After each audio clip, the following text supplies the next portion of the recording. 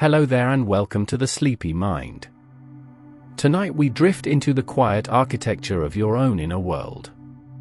The place where every thought begins, where every habit takes root, and where change either blooms or withers before it ever reaches the light. We are going to explore one of the most profound truths about being human. Your brain, that 3-pound universe nestled inside your skull, has a deep and ancient preference. It loves routine. It craves the familiar. It resists change with a force so subtle you might not even notice it happening. But once you understand why, once you see the machinery beneath the surface, everything about your daily life begins to make sense. If you enjoy these quiet journeys into the science of being human, I invite you to like, subscribe, or share a thought below. It helps others find their way here, too. One sleepy soul at a time. But for now, all you need to do is rest. Let your breathing slow. Allow your mind to settle into this exploration. Let's begin. The ancient brain. Your brain did not evolve in an office. It did not develop its deepest patterns while sitting in traffic or scrolling through feeds. The brain you carry today was shaped across millions of years in environments where survival depended on making the right choice in an instant. Where a rustle in the grass could mean dinner or death. Where knowing which berries were safe and which path led home could determine whether you lived to see another sunrise. In those ancient landscapes, predictability was power. The brain learned to recognize patterns because patterns meant safety. If you ate from a certain tree yesterday and felt strong today, your brain marked that tree as good. If you followed a particular trail and found water, your brain carved that route into memory. Routine became a form of intelligence. A way to navigate a dangerous world without exhausting precious mental resources on every single decision. Fast forward to the present day, and that same brain is still operating with its primordial preferences intact. It still prioritizes the known over the unknown. The tried over the untried. The routine over the revolutionary. Even though your environment has transformed beyond recognition, even though you no longer hunt for your meals or shelter from predators, the neural architecture remains largely unchanged. This is not a flaw. It is not something to overcome or be ashamed of. It is simply the truth of your biology. Your brain is doing exactly what it was designed to do. Conserving energy. Minimizing risk. Keeping you alive. Understanding this deeply, in a way that settles into your bones, can change how you approach every challenge you face. The story of why your brain loves routine begins in a place most people never think about. A cluster of structures buried deep beneath the folds of your cerebral cortex. Here, in the dim and ancient chambers of the basal ganglia, the machinery of habit lives and breathes. The neuroscience of habit formation. Deep within your brain, beneath the conscious thinking parts, beneath the regions that handle language and reasoning and imagination, there exists a collection of nuclei called the basal ganglia. These structures are older than your ability to speak. Older than your capacity for abstract thought. They are the keepers of automatic behavior. The architects of everything you do without thinking. When neuroscientists study habit formation, they inevitably arrive at the basal ganglia. Specifically, at a region called the dorsolateral striatum. This area has been implicated in behavioral indices of habits across numerous studies. When researchers selectively damage this region in laboratory animals, those animals show impaired ability to perform well-learned routines. They become less automatic, more deliberate, as if every action suddenly requires conscious thought again. This suggests the dorsolateral striatum plays a crucial role in storing and executing habitual behaviors. The basal ganglia work through a process scientists call chunking. When you first learn a new skill, your prefrontal cortex is highly active. You are paying attention to every detail, every movement, every decision. Your brain is working hard, burning glucose, demanding full concentration. But as you repeat the behavior again and again, something remarkable happens. The pattern of neural activity shifts. It moves from the prefrontal cortex, that energy-intensive region of executive control, down into the basal ganglia. What once required effort becomes automatic. What once demanded thought becomes thoughtless. The basal ganglia essentially compress complex sequences of actions into single chunks that can be executed with minimal conscious involvement. This is how you learn to tie your shoes. How you learn to drive.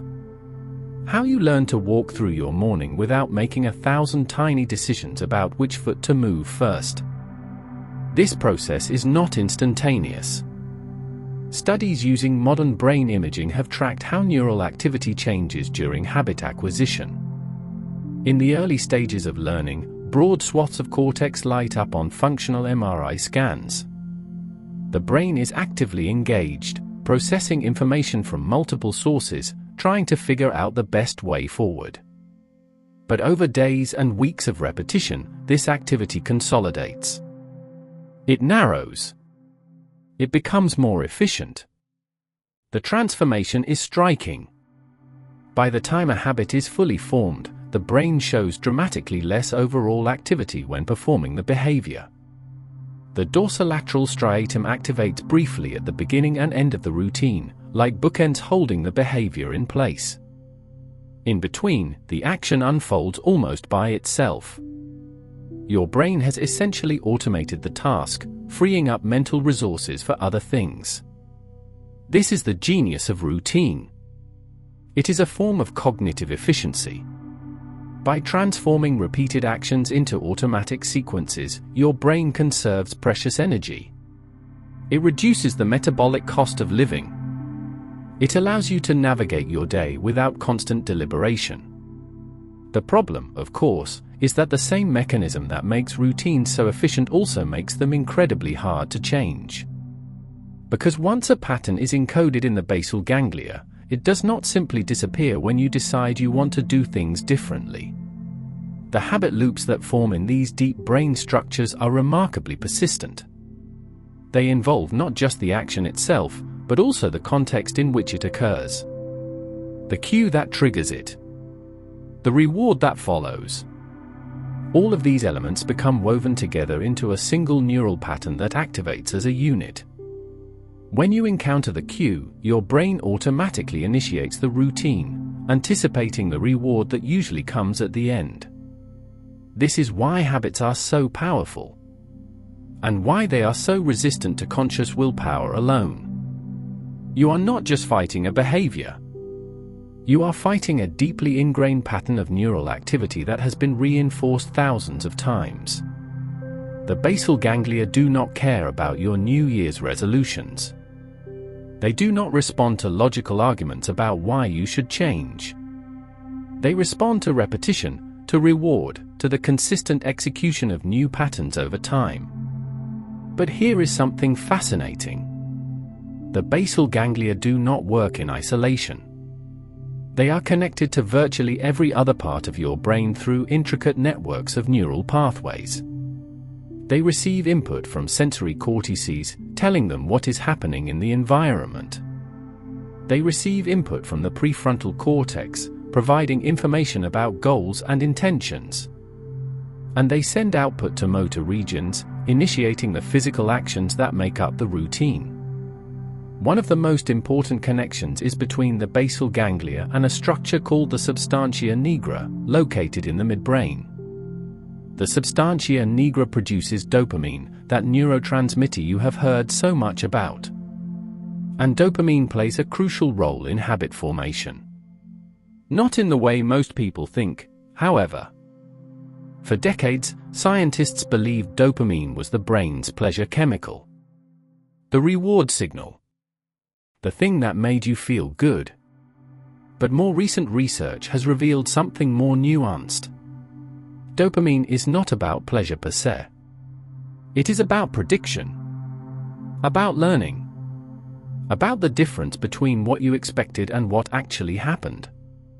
When you first encounter a rewarding stimulus, your dopamine neurons fire vigorously. This burst of activity stamps the experience into memory. It tells the rest of your brain that something important just occurred. Pay attention. Remember this. But as you learn to predict the reward, as you develop a habit around obtaining it, the dopamine signal shifts. It no longer fires in response to the reward itself. Instead, it fires in response to the cue that predicts the reward. This is how habits become anticipatory. How they begin to drive your behavior even before you consciously realize what is happening. Your brain has learned the pattern. It knows what is coming next. And the dopamine signal reinforces the entire sequence, from cue to action to outcome. The more times this cycle repeats, the stronger the habit becomes. The more automatic. The more difficult to override. Research using optogenetics, a technique that allows scientists to control specific neurons with light, has shown just how critical this dopamine signaling is for habit formation. When researchers artificially stimulate dopamine neurons during specific behaviors, those behaviors become habitual much faster. Conversely, when they inhibit dopamine release, habits fail to form, even with extensive practice. The dopamine signal appears to be the instructor that tells the basal ganglia which patterns to encode and strengthen. But there is another layer to this story. Another reason why your brain defaults to routine. And it has to do with something called cognitive load. Energy conservation and cognitive load. Your brain is an expensive organ. It represents only about 2% of your body weight, but it consumes roughly 20% of your total energy at rest. This is a staggering metabolic cost. To put it in perspective, if your brain were a house, it would be drawing the same amount of power as a refrigerator that runs continuously, day and night. Most of this energy goes toward maintaining the electrical potential across neuronal membranes and supporting the release and reuptake of neurotransmitters at synapses. Every thought, every decision, every moment of conscious attention requires your neurons to fire, to communicate, to process information. And all of that costs energy. So your brain, like any efficient system, is constantly looking for ways to reduce its workload. This is where routines become absolutely invaluable.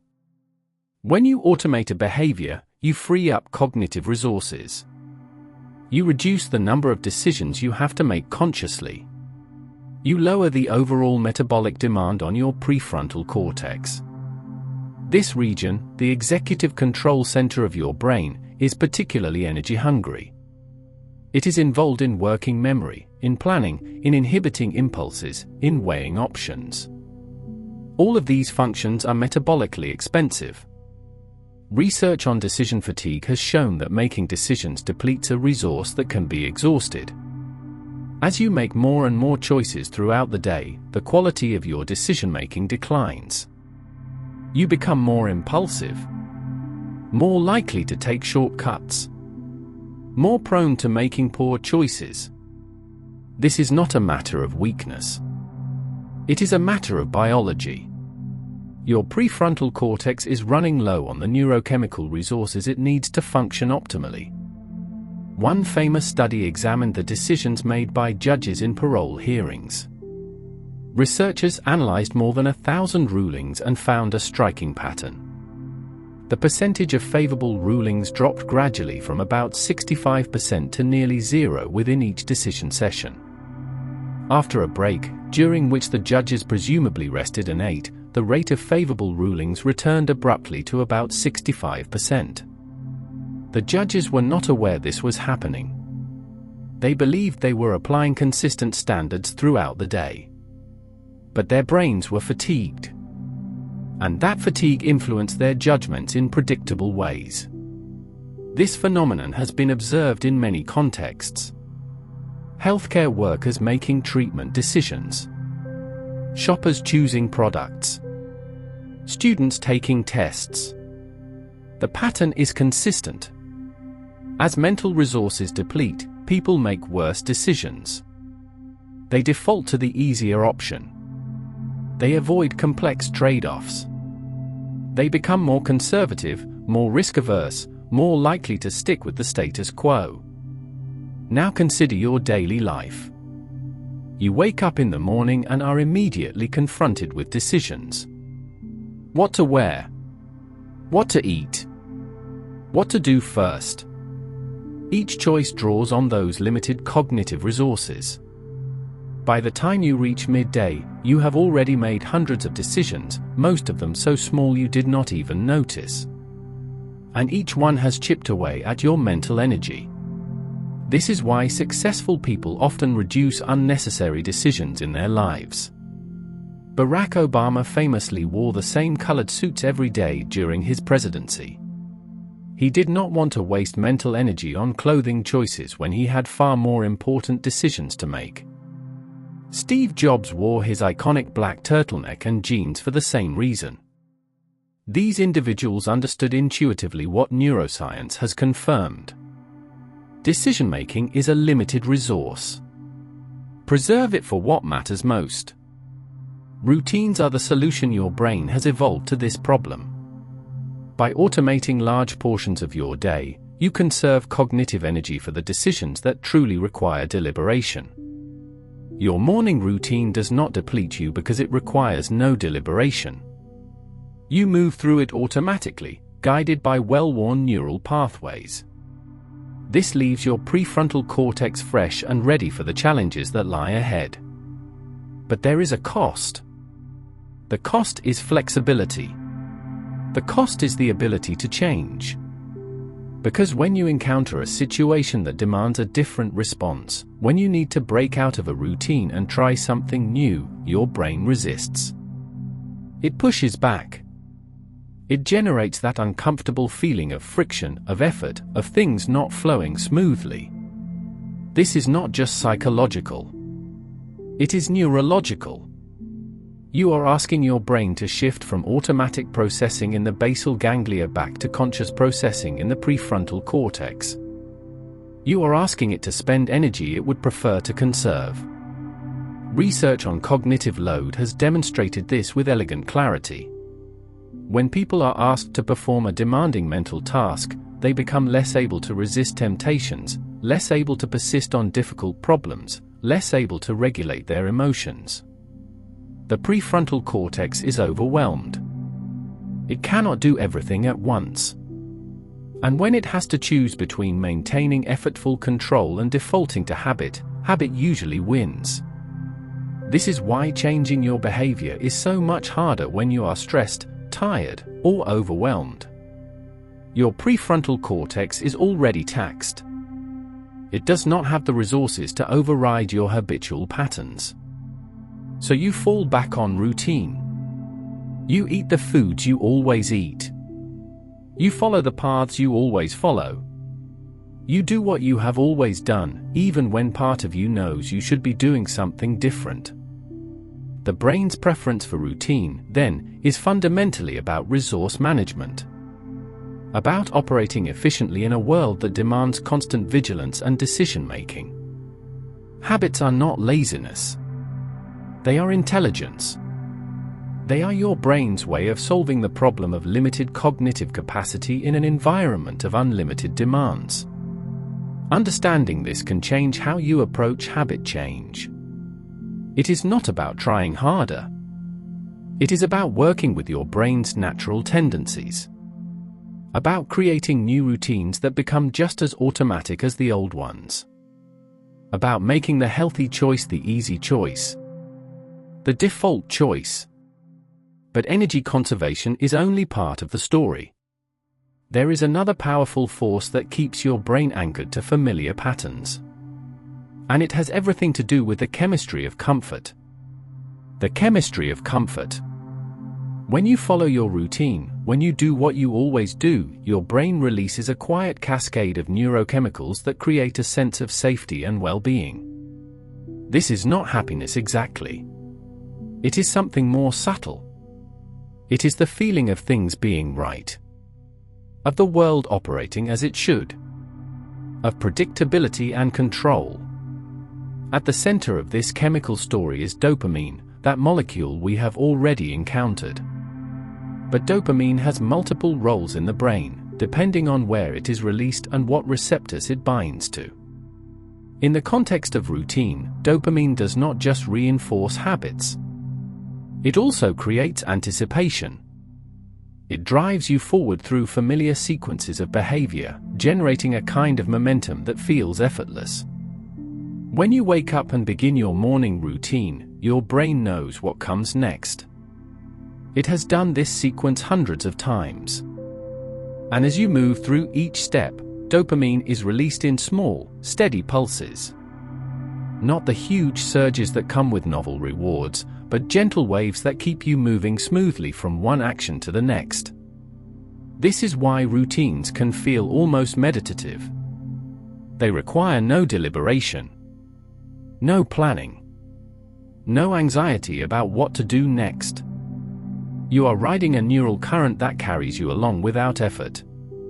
But dopamine is not working alone. Another key player in the neuroscience of routine is cortisol, the stress hormone. Cortisol levels naturally fluctuate throughout the day, following what is called a circadian rhythm. They are highest in the morning, shortly after you wake, providing energy and alertness. They gradually decline through the day, reaching their lowest point in the evening when your body prepares for sleep. When your routine is disrupted, when something unexpected happens, or when you face a situation that demands change, cortisol levels spike. This is part of your stress response. Your hypothalamic pituitary adrenal axis activates, flooding your bloodstream with cortisol and other stress hormones. This prepares your body for action. It sharpens attention. It mobilizes energy.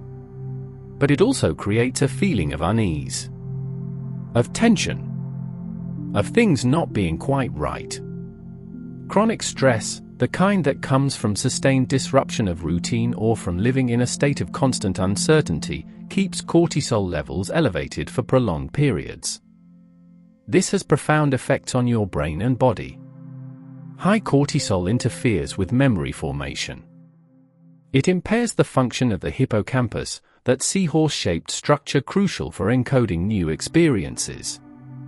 It makes you more reactive, more prone to anxiety, less able to think clearly. In contrast, when you follow predictable routines, when your days have structure and rhythm, cortisol levels remain within healthy ranges. They rise when they should, to help you wake up and face the day. They fall when they should, allowing you to wind down and rest. This regulation of stress hormones is one of the most profound benefits of routine. It is why people with irregular schedules, who work rotating shifts or who experience frequent disruptions to their daily patterns, are at higher risk for metabolic diseases, mood disorders, and cognitive decline. There is another neurochemical worth mentioning: serotonin. This neurotransmitter is often associated with mood and well-being. Low serotonin has been linked to depression. But serotonin does more than regulate mood. It also plays a role in impulse control, in patience, in the ability to delay gratification. And crucially, serotonin levels are influenced by routine. Studies have shown that regular sleep patterns, consistent meal times, and predictable daily rhythms help maintain stable serotonin levels. Disruption of these routines, on the other hand, can lead to serotonin fluctuations that affect mood and behavior. This is one reason why shift workers and frequent travelers often report feelings of irritability and difficulty concentrating. Their brains are not receiving the consistent environmental cues they need to regulate neurotransmitter production properly. The chemistry of comfort, then, is about more than just feeling good. It is about creating a stable neurochemical environment that allows your brain to function optimally. Routines provide this stability. They give your brain the predictability it needs to regulate stress hormones, to maintain steady neurotransmitter levels, to operate efficiently without constant activation of the stress response. But here is the paradox. While this chemical comfort is beneficial in many ways, it can also trap you. When your brain becomes accustomed to a particular routine, when it learns to rely on the dopamine pulses and cortisol regulation that come with predictability, any deviation from that routine feels threatening. Your brain interprets change as stress, as danger, and it mobilizes its defenses accordingly. This is why even positive changes can feel difficult. Even when you consciously want to adopt a new habit, even when you know intellectually that it would be good for you, your brain resists. Because change disrupts the neurochemical equilibrium you have established. It introduces uncertainty. And uncertainty, to your brain, is a form of threat. Understanding this can help you be more compassionate with yourself when change feels hard. You are not weak. You are not lazy. You are simply experiencing the natural resistance of a brain that is trying to maintain chemical stability. Overcoming this resistance requires more than willpower. It requires gradually retraining your brain to find comfort in new patterns, to associate new routines with the same sense of safety and predictability that your old routines provided. This brings us to another fundamental reason why your brain prefers routine. It has to do with how your brain processes information, how it makes sense of the world. And it centers on one of the most remarkable capacities of the human mind: pattern recognition. Pattern recognition and predictability. Your brain is a prediction machine. This is perhaps its most fundamental function. Every moment of every day, your brain is generating predictions about what will happen next. What you will see when you turn your head. What you will hear when you open a door. What you will feel when you take a step. These predictions are based on past experience, on the patterns your brain has learned over a lifetime of interacting with the world. Most of these predictions happen beneath conscious awareness. You do not actively think about predicting. You do not deliberate about what will happen when you reach for a cup. Your brain simply generates the prediction automatically, using information stored in neural networks distributed throughout your cortex. And then it compares the prediction to what actually happens. When the prediction matches reality, when things unfold as expected, your brain generates a kind of neural satisfaction. A quiet signal that says everything is as it should be. But when the prediction fails, when reality deviates from expectation, your brain generates an error signal. This prediction error is not just an abstract computational event. It has real neurological and psychological consequences. It triggers attention. It demands conscious processing. It creates that subtle feeling of surprise or confusion that makes you pause and reassess the situation. Routines minimize prediction errors. When you do the same thing every day, when you follow the same sequence of actions, your brain's predictions are almost always accurate. Things unfold exactly as your neural networks expect them to. There are no surprises, no deviations, no need to stop and figure out what is happening. This creates a kind of cognitive flow, a smooth unfolding of experience that requires minimal conscious intervention. Research on the neural basis of prediction has identified specific brain regions involved in this process. The anterior cingulate cortex appears to play a key role in detecting when predictions go wrong. When this region identifies a mismatch between expectation and reality, it sends signals to other parts of the brain, alerting them to pay attention. The prefrontal cortex then becomes involved, trying to figure out why the prediction failed and what should be done differently. This system evolved to help you learn from experience, to update your internal models of the world when they prove inaccurate. But it also means that every time you deviate from routine, every time you do something different, you are generating prediction errors. And your brain has to expend energy processing those errors, figuring out what they mean, updating its predictions for the future. This is exhausting. Not in an obvious way. Not in a way that makes you feel tired immediately. But cumulatively, over the course of a day filled with novelty and change, it adds up. It increases cognitive load. It depletes mental resources. It makes you more susceptible to decision fatigue and stress. Humans have a remarkable capacity for pattern recognition. We see patterns everywhere. In clouds. In random noise. In sequences of events that may actually be entirely random. This tendency, while sometimes leading us astray, is fundamentally adaptive. Recognizing patterns allows us to navigate a complex world efficiently. It lets us learn from experience without having to reason through every situation from first principles. Routines are simply patterns applied to behavior. By repeating the same actions in the same sequence in the same context, you create a behavioral pattern that your brain can recognize and execute automatically. This frees you from the need to constantly monitor and deliberate. Your brain knows the pattern. It can run it without supervision. But this reliance on patterns also makes your brain conservative, resistant to disruption. Because breaking a pattern means abandoning a reliable guide to action. It means stepping into uncertainty, where predictions may fail and surprises may occur.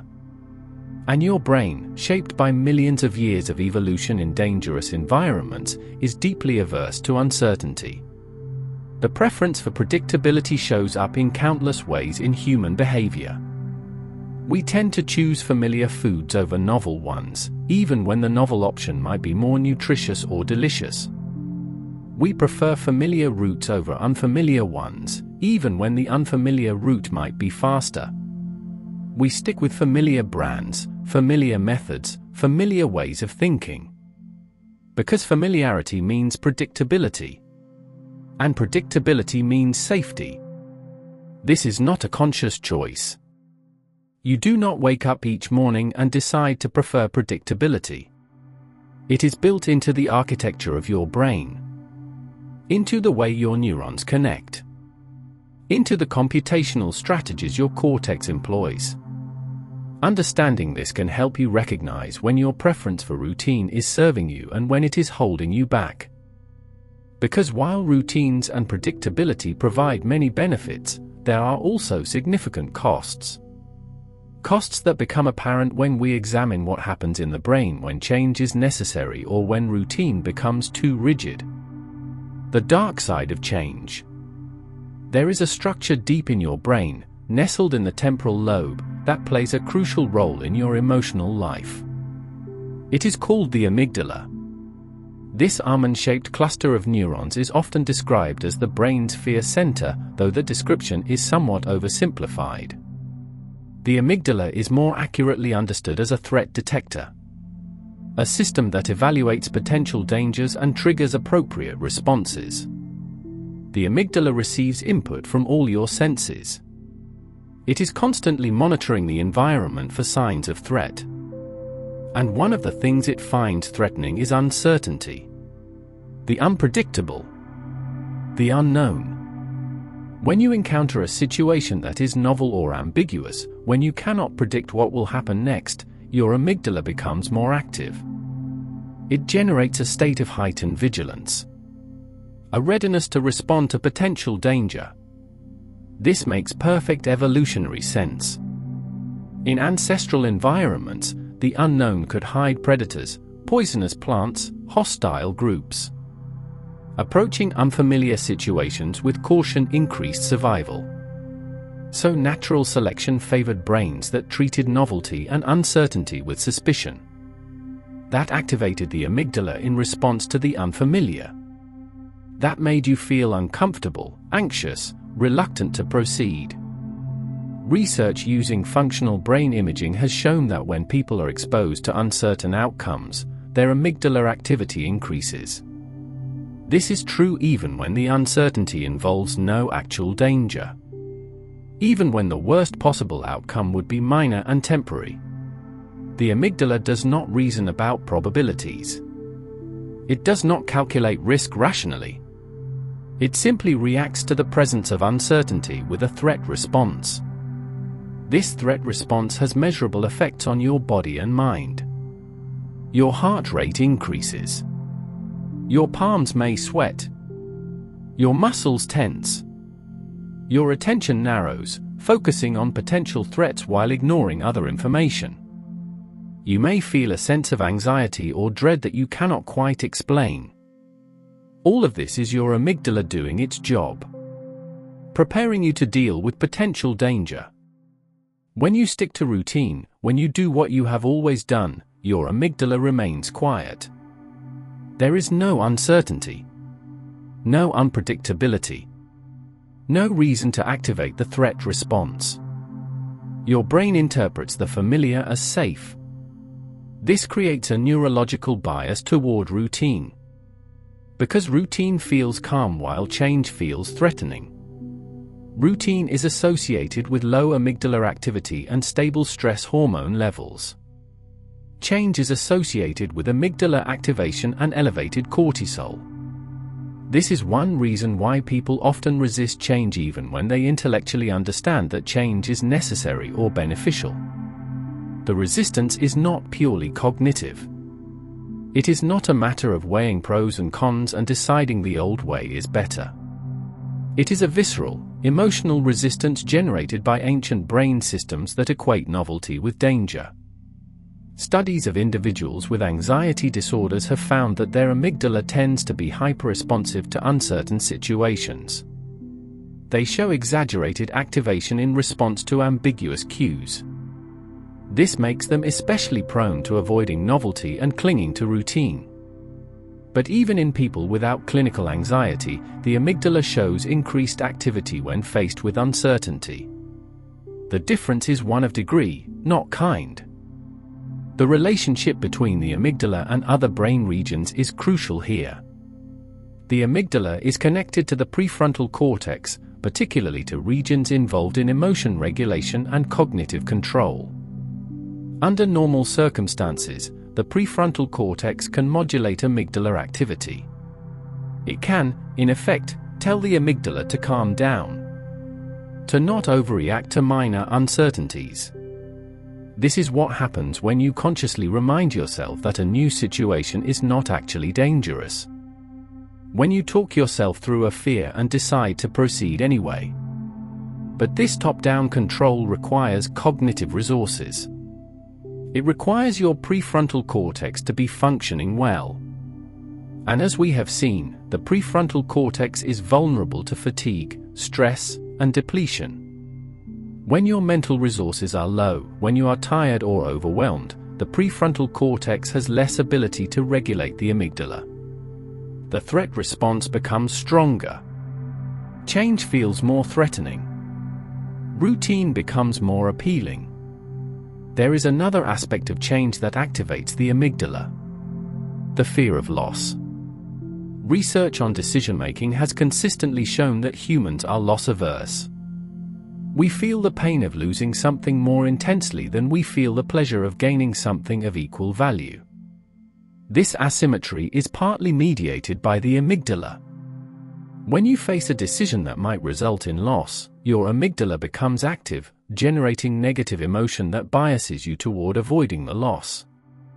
Now consider what happens when you contemplate changing a routine. Even if the change might bring benefits, it also involves giving up something familiar.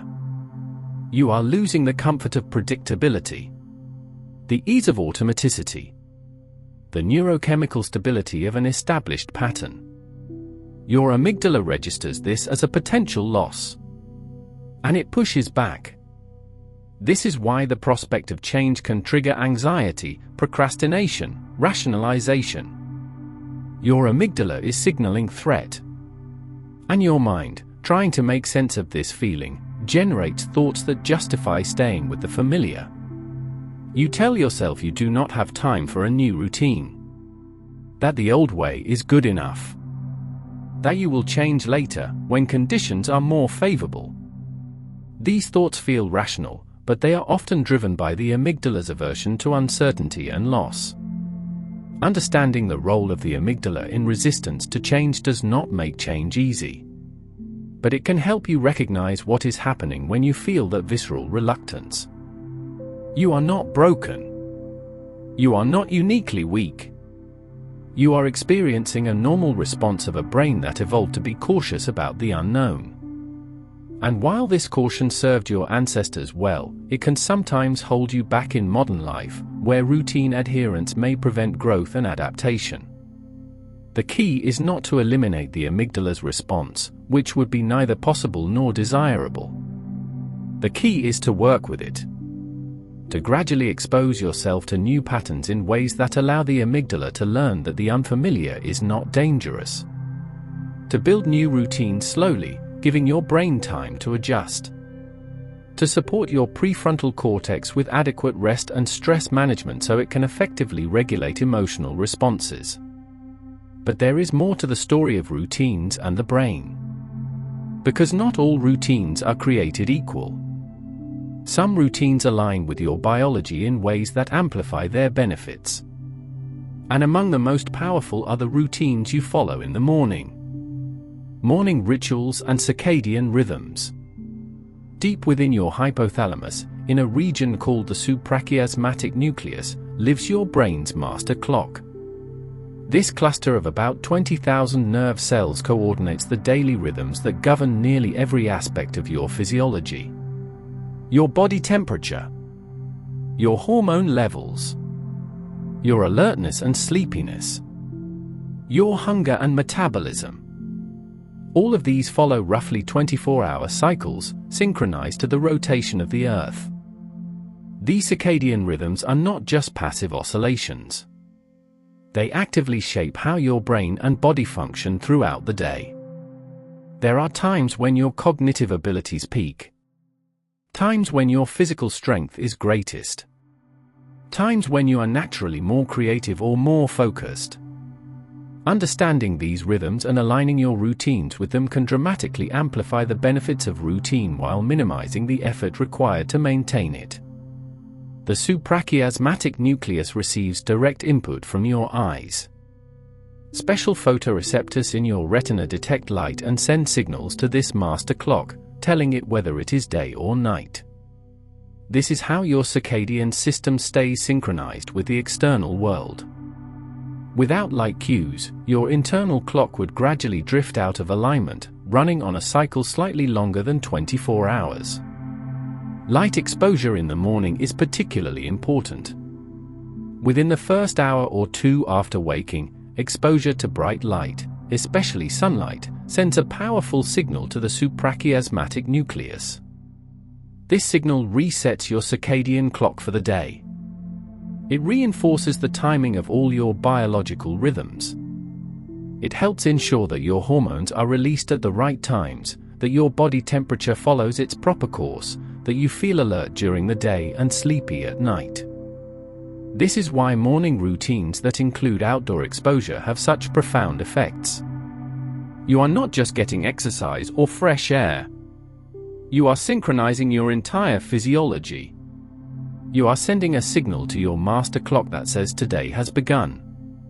This cue then propagates throughout your body, coordinating the activity of peripheral clocks in your organs and tissues. The hormone melatonin plays a key role in this process. Produced by the pineal gland in response to signals from the suprachiasmatic nucleus, melatonin rises in the evening, promoting sleepiness. It remains elevated through the night and falls in the morning. Morning light exposure helps suppress melatonin production, increasing alertness. Evening light exposure, particularly blue light from screens, can delay melatonin release, making it harder to fall asleep on time. Your morning routine, then, is not arbitrary. It is an opportunity to harness these biological rhythms. To work with your brain rather than against it. When you wake at the same time each day, expose yourself to light, engage in physical activity, and eat breakfast at a consistent hour, you are reinforcing your circadian system. You are making it easier for your brain to predict what comes next. You are reducing the metabolic and cognitive load of starting each day. Research on shift workers, who must function against their natural circadian rhythms, has revealed the costs of misalignment. These individuals have higher rates of metabolic disorders, including diabetes and obesity. They experience more cardiovascular problems. They have elevated rates of depression and cognitive decline. Their bodies are constantly fighting their schedules, trying to sleep when biological signals say be awake, trying to work when every system is preparing for rest. The lesson here is clear. Routines are most powerful when they align with biology. When they respect the natural rhythms of your brain and body. This does not mean everyone should have the same routine. People vary in their chronotypes, their natural preference for morning or evening activity. Morning larks genuinely feel more alert and productive early in the day. Night owls reach their peak performance later. These differences are rooted in genetic variations that affect circadian clock genes. But regardless of your chronotype, having a consistent routine that respects your particular rhythm is beneficial. If you are a night owl, forcing yourself to wake early may require enormous effort and generate chronic circadian misalignment.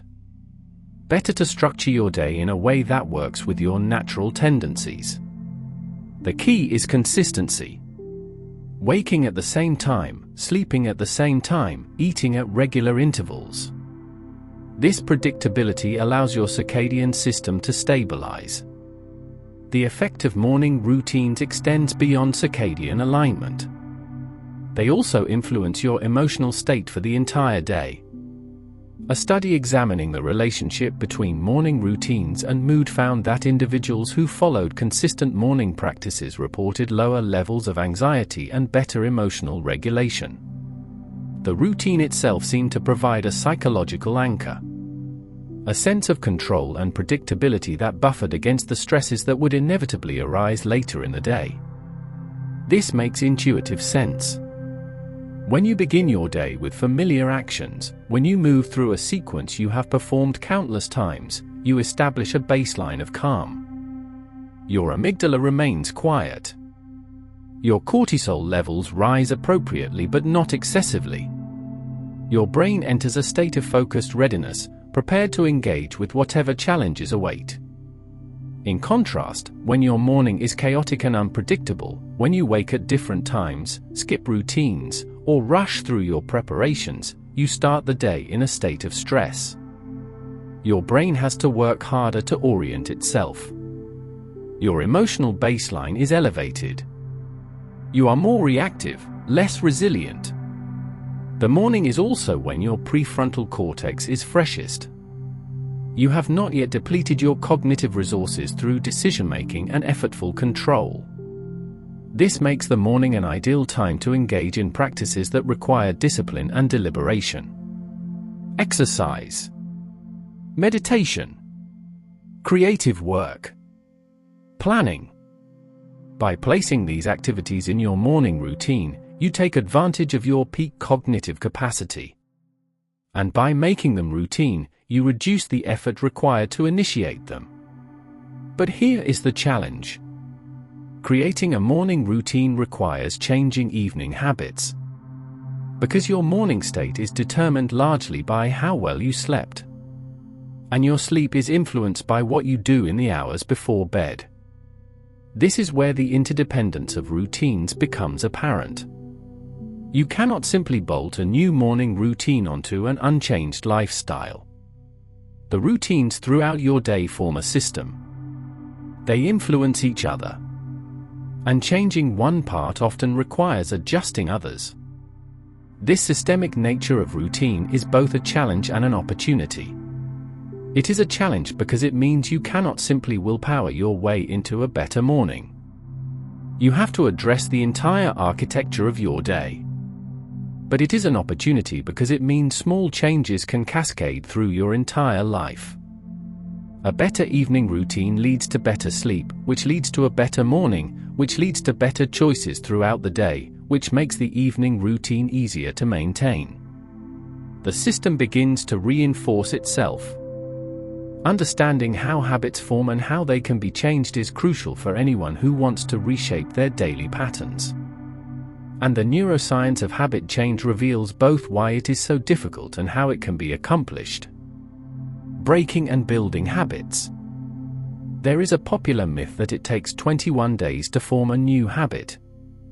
This number has been repeated so often that many people accept it as scientific fact. This myth appears to have originated from anecdotal observations by plastic surgeon Maxwell Maltz in his book Psycho-Cybernetics, where he noted patients typically adjusted to their new appearance within about 21 days. But when researcher Philippa Lowley and her team at University College London actually studied habit formation in real-world settings, they found something quite different.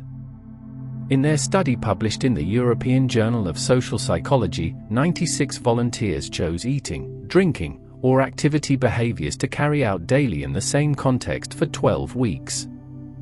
The time required to establish a new automatic behavior varied widely, from 18 days to more than 250 days.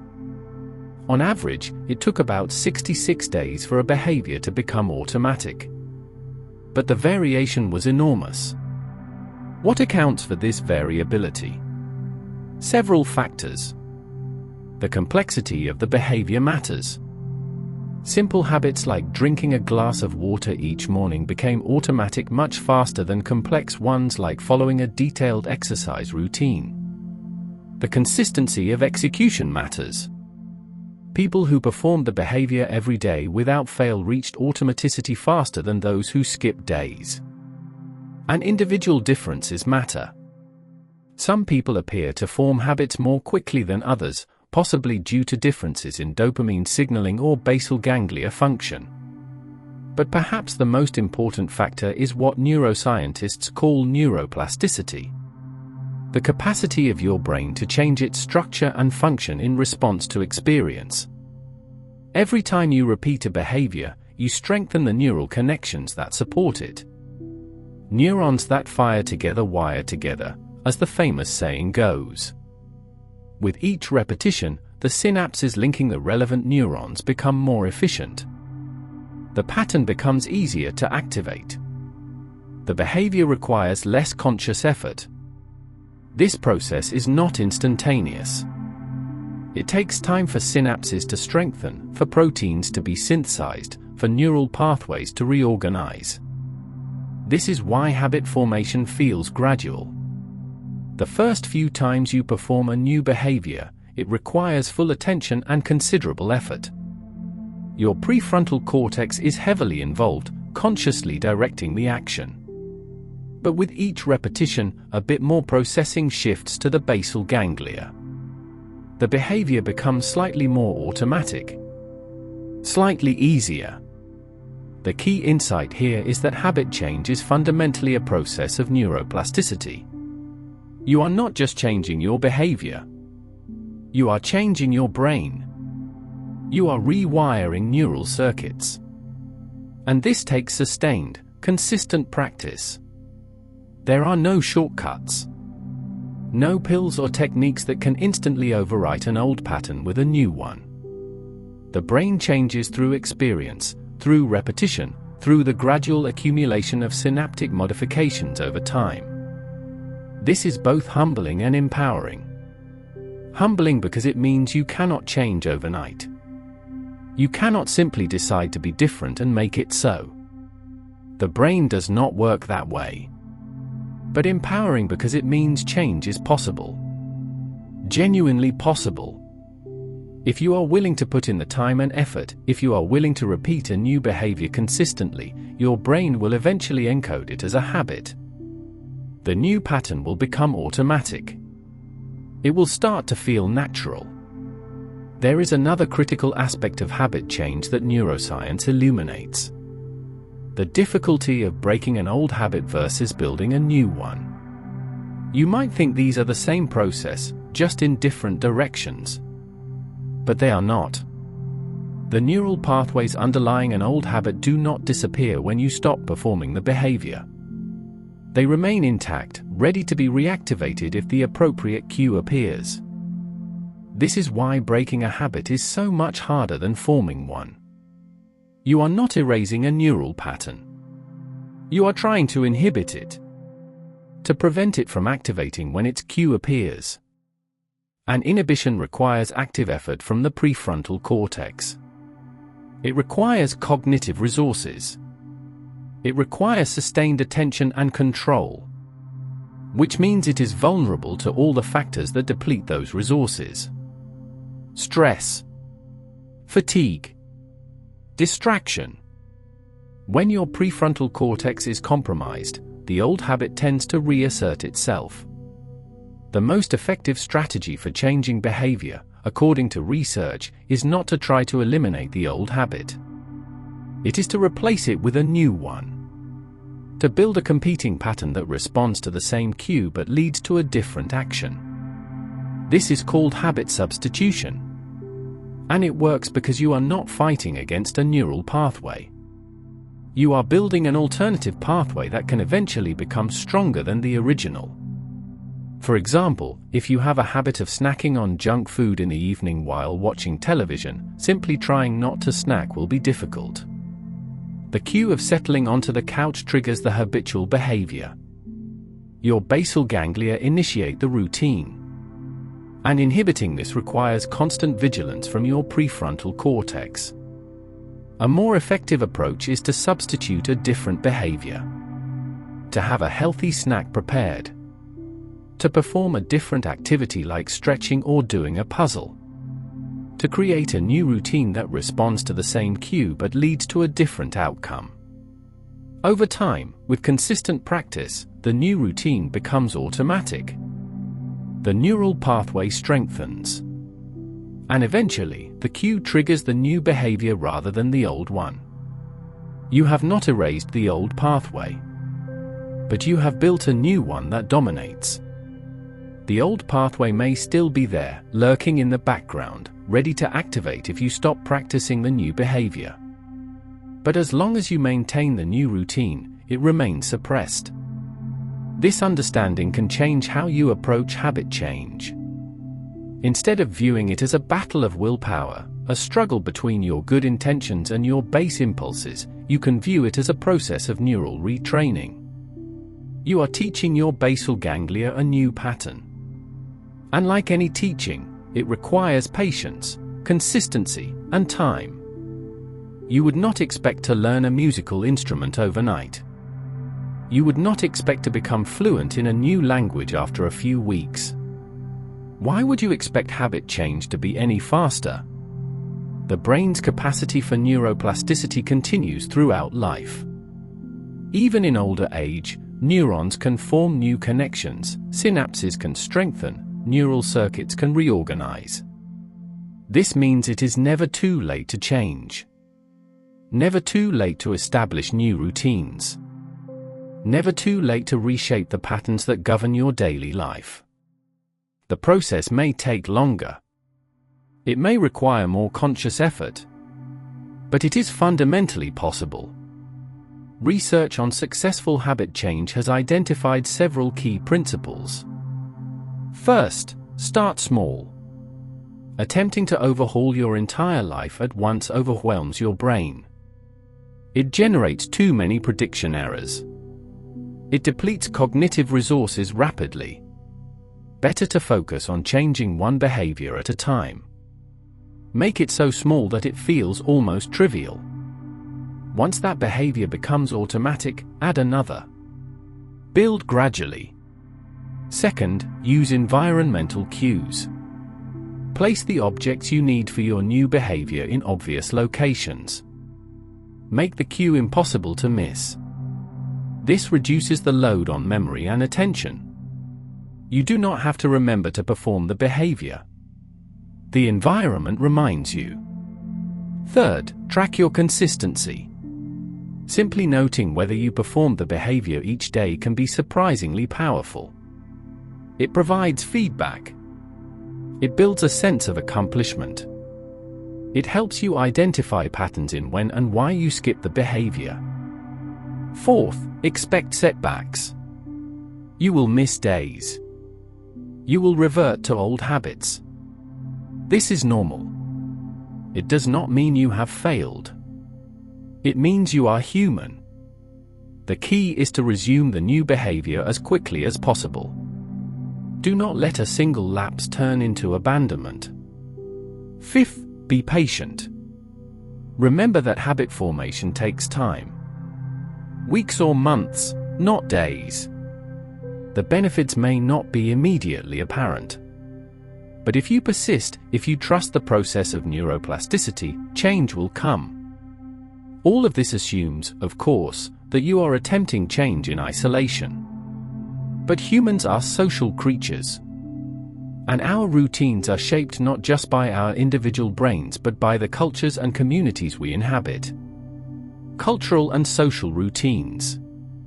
You did not invent your daily routines from scratch. You absorbed them. From your family. From your culture. From the institutions you moved through as you grew. The time you wake up, the foods you eat, the way you spend your evenings, all of these are influenced by social norms and cultural expectations that existed long before you were born. Consider something as simple as meal times.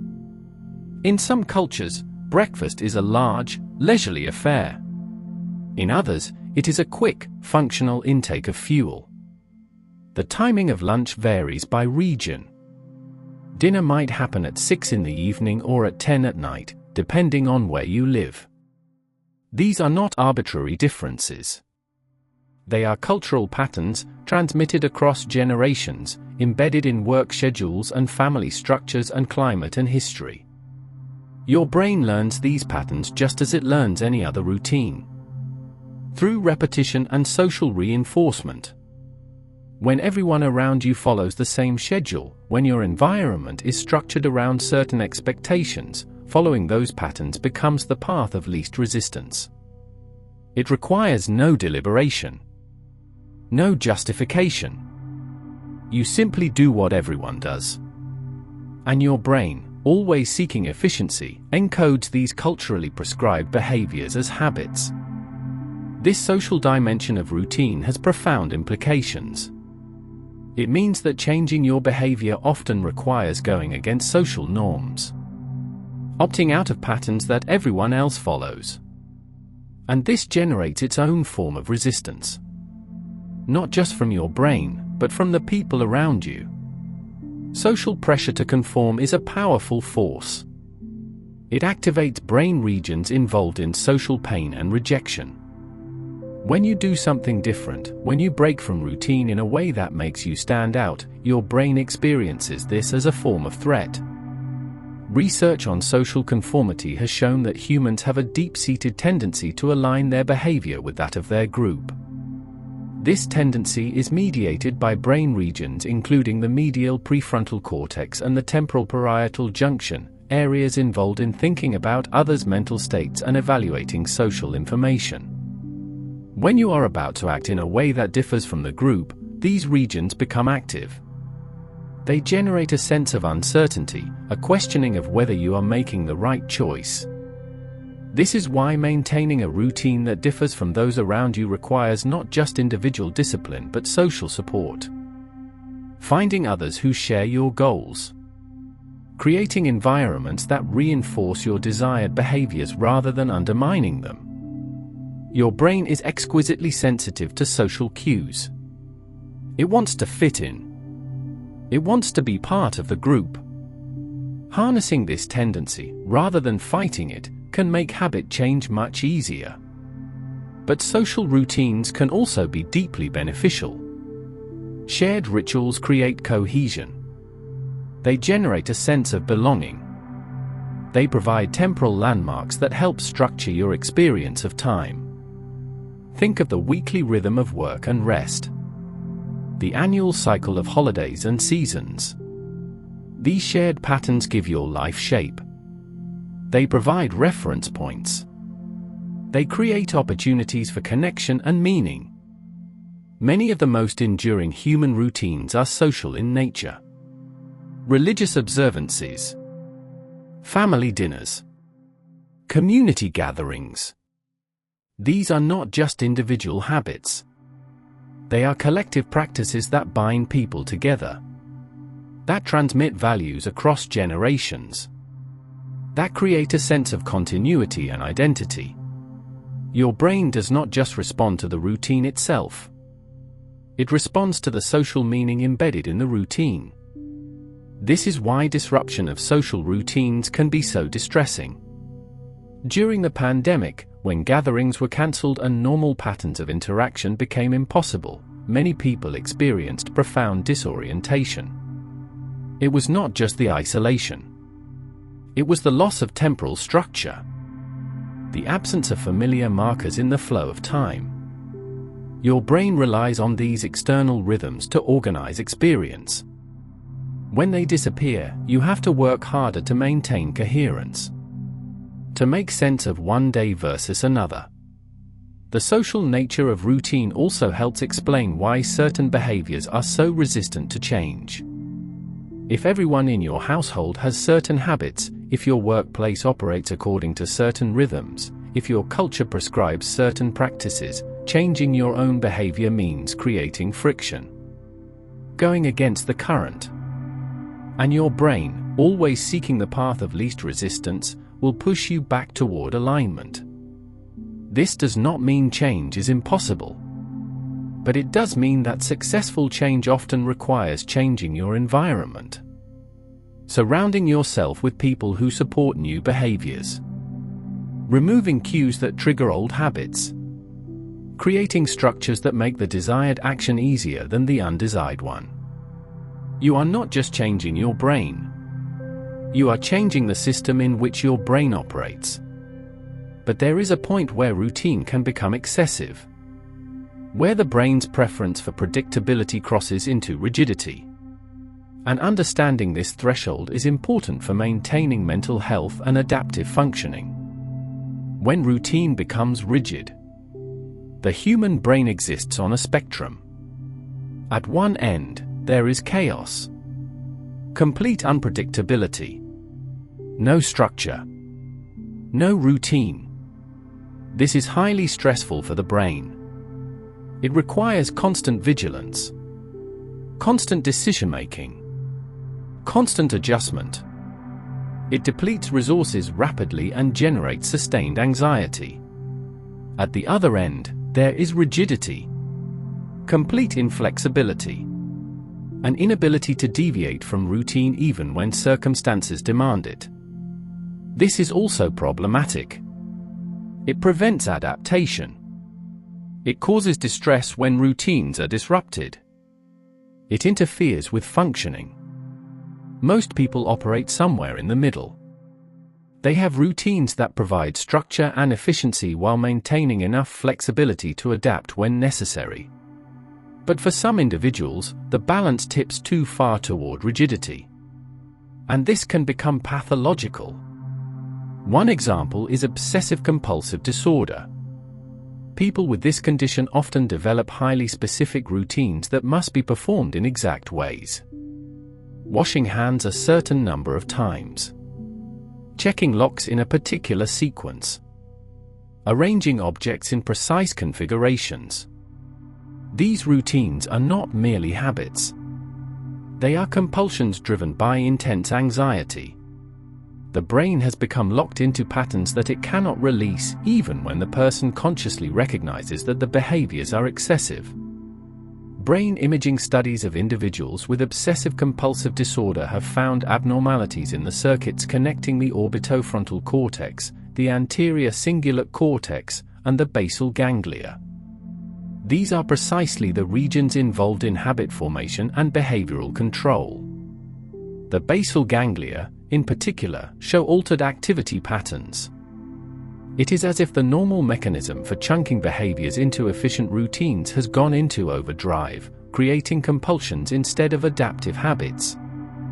Autism spectrum disorder provides another example of routine taken to an extreme.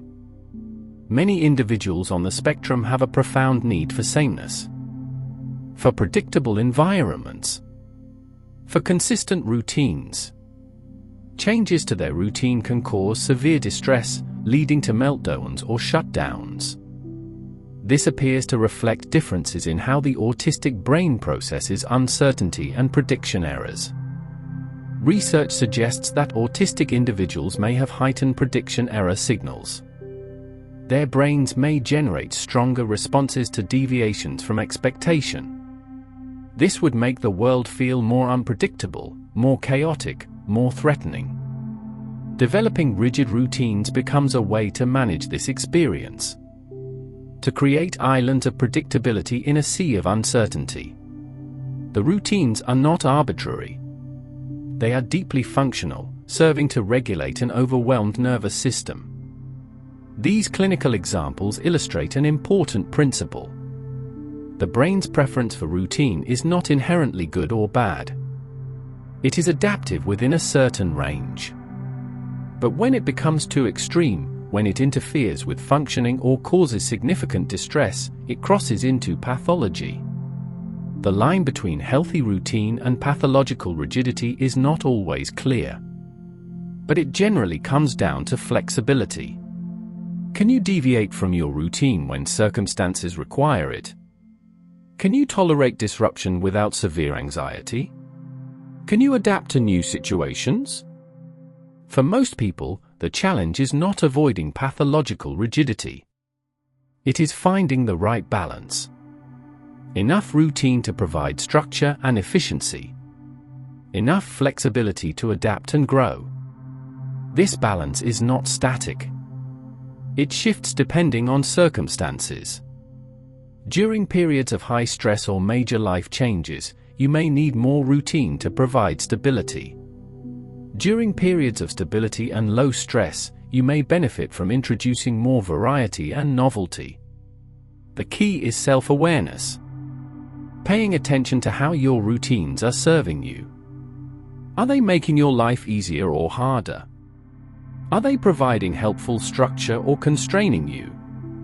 Are they aligned with your values and goals, or are they holdovers from an earlier time that no longer fit? These are questions worth asking periodically. Not to generate anxiety about whether your routines are optimal, but to ensure they are serving you rather than the other way around. There is also the question of how routine interacts with creativity and innovation. This might seem like a contradiction. How can following predictable patterns lead to original thinking? But history suggests that routine and creativity are not opposed. They are, in fact, deeply intertwined. The paradox of creativity and routine. Some of the most creative minds in history were also some of the most committed to daily routine. They did not wait for inspiration to strike. They did not work only when the mood was right.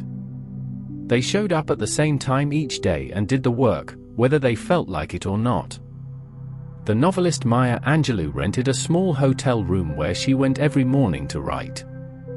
She arrived between 6 and 7, stayed until early afternoon, and produced her work in that constrained space and time. The composer Beethoven rose at dawn every day, made his coffee, and worked on his compositions until midday. The painter Georgia O'Keeffe followed a rigorous daily schedule, painting in her studio at the same hours regardless of external circumstances.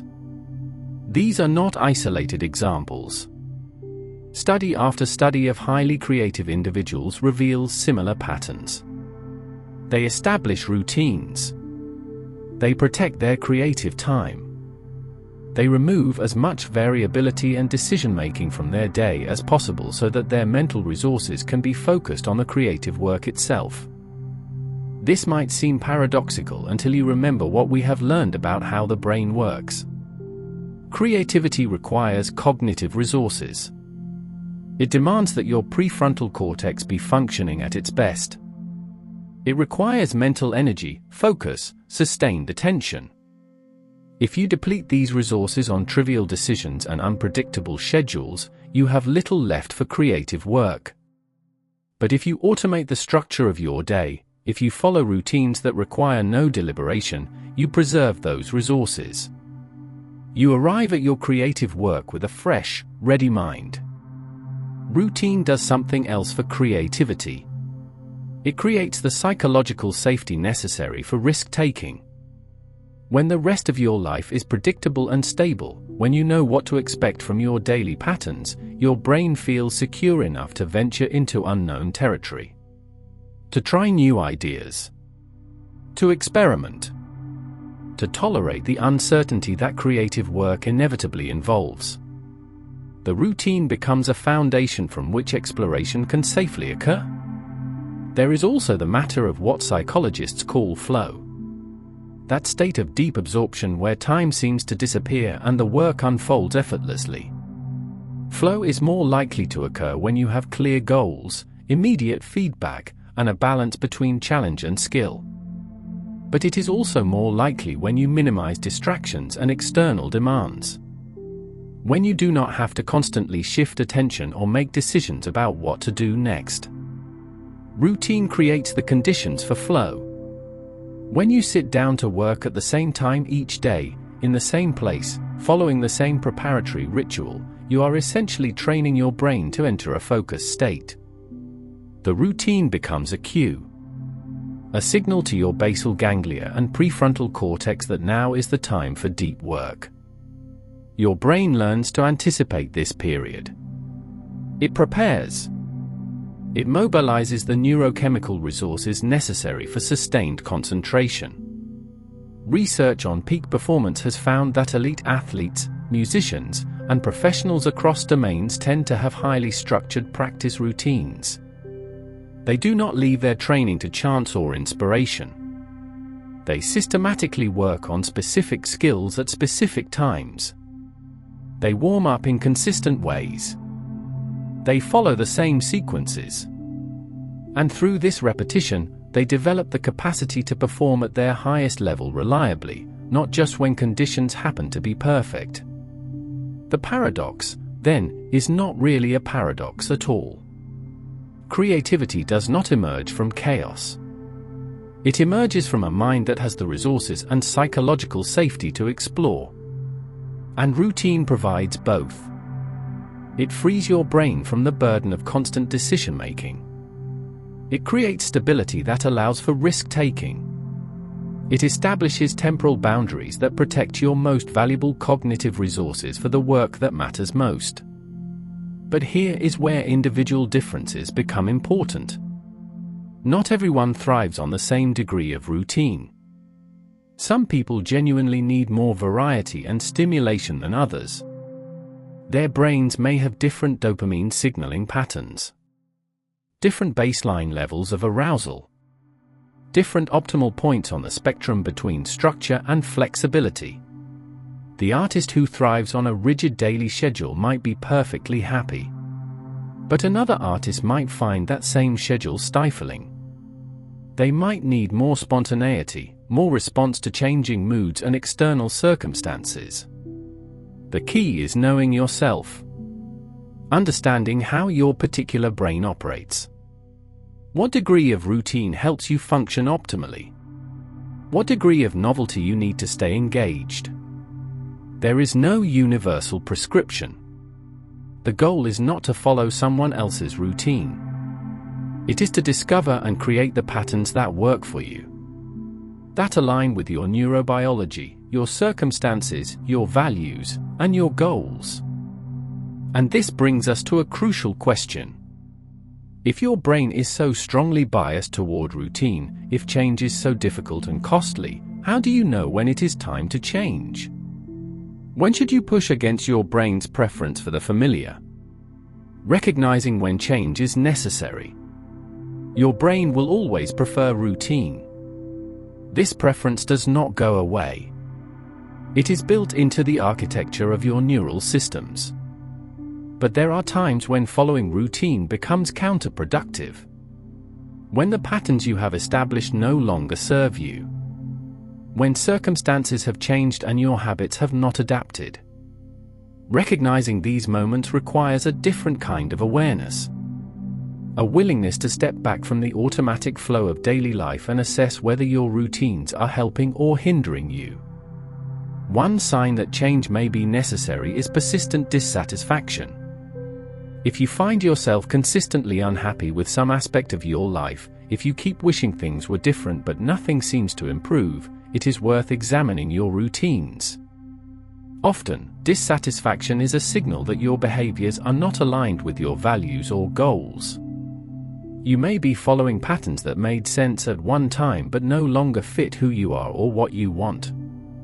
The challenge is that your brain will resist this examination. It will generate rationalizations for why your current routine is fine, why change is not necessary, why you should wait for better conditions. These thoughts feel true. They feel like rational assessments. But they may actually be your brain's way of avoiding the discomfort of change. The amygdala generating justifications for staying with the familiar. Another sign is when routine has become an end in itself rather than a means to an end. When you follow patterns simply because that is what you have always done, without any clear sense of why or what benefit they provide. When breaking from routine generates anxiety out of proportion to the actual consequences. This suggests your brain has become overly attached to predictability. That the routines have taken on a life of their own, independent of their usefulness. Physical symptoms can also be indicators. Chronic stress, sleep problems, digestive issues. These can all result from routines that are not aligned with your biological rhythms or that fail to include adequate time for rest and recovery. Your body is trying to tell you something. That the patterns you are following are taking a toll. That adjustment is needed. Sometimes the need for change comes from external circumstances. A new job. A move to a different city. The arrival of a child. Major life transitions inevitably disrupt existing routines. And while your brain will push to re-establish familiar patterns as quickly as possible, these transitions also offer opportunities. Moments when the usual routines are already broken. When the cost of establishing new patterns is lower because you have to build new structures anyway. Psychologists call these transition points. Moments when people are more open to behavior change because their existing habits have been disrupted by circumstances beyond their control. Studies of people who successfully change major health behaviors often find that the change occurred during or shortly after a transition. A health scare. A breakup. A geographic move. These events shake up the existing pattern.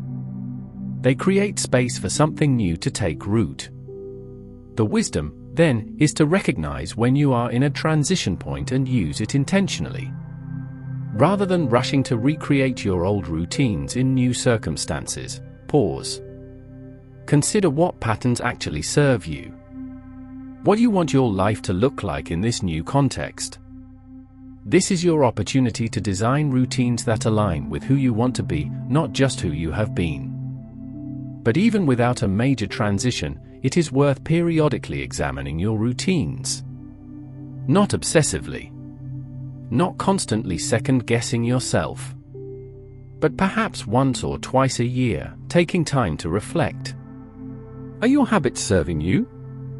Are they aligned with your current values and goals? Are there areas of your life where you feel stuck or dissatisfied?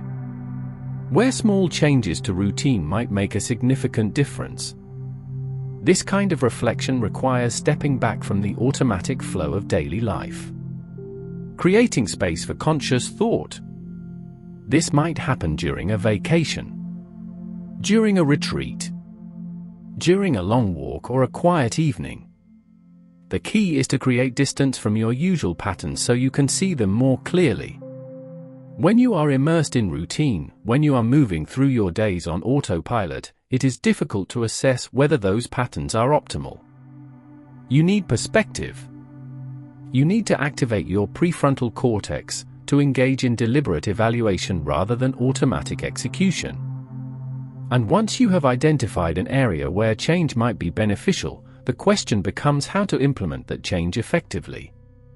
How to work with your brain's resistance rather than fighting against it. How to gradually reshape your routines in ways that stick.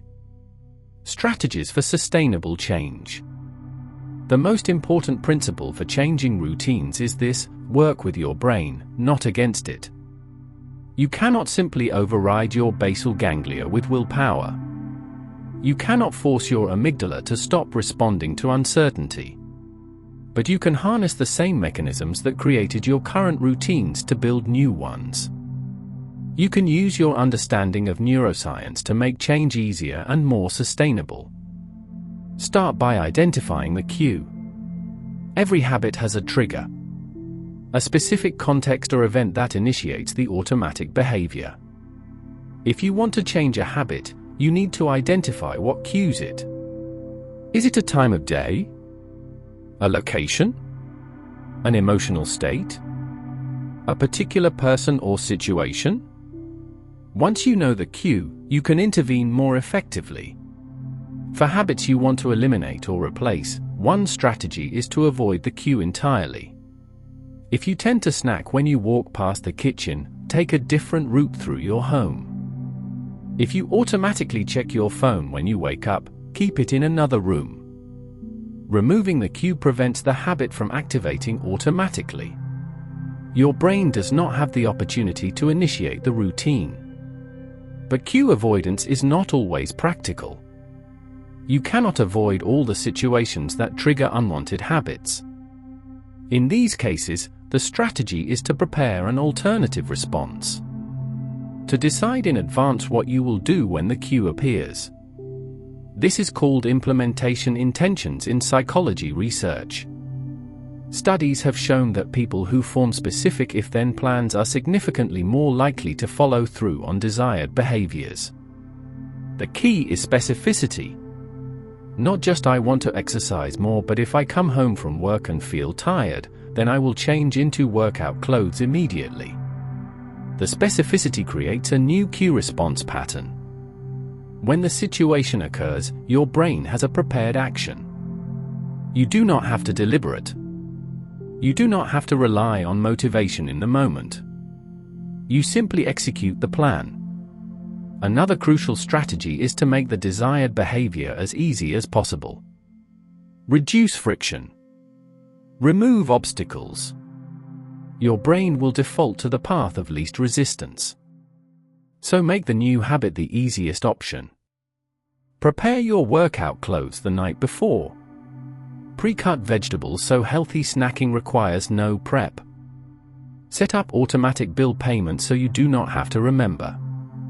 Each small reduction in friction makes the new behavior more likely to occur. Conversely, increase friction for behaviors you want to reduce. Make them harder, more inconvenient, more effortful. If you want to watch less television, unplug it after each use so you have to set it up again. If you want to spend less time on social media, delete the apps from your phone so you have to log in through a browser. These small obstacles create a moment of pause. A brief window where your prefrontal cortex can engage and potentially override the automatic impulse. Timing matters enormously. Your capacity for self-control and deliberate action varies throughout the day. It is highest in the morning, after adequate sleep, when your brain is well rested. It declines through the day as you make decisions and exert effort. This is why morning routines are so powerful. You are establishing patterns when your brain is most capable of executing them. And once the pattern is set for the day, momentum carries you forward. Use this knowledge strategically. Place your most important or difficult new behaviors in the morning. Place your most vulnerable times, when you are most likely to lapse into old habits, under the protection of environmental structure. If evenings are when you struggle, create evening routines that channel your behavior in desired directions. Do not leave yourself with open-ended time and expect willpower to save you. Structure the time. Create defaults. Another key strategy is to piggyback new habits onto existing ones. This is called habit stacking. Because your brain already has strong neural pathways for your existing routines, you can use those as anchors for new behaviors. After I pour my morning coffee, I will do 5 minutes of stretching. After I brush my teeth at night, I will write in my journal. The existing habit becomes the cue for the new one. And because the existing habit is already automatic, it requires no effort to remember.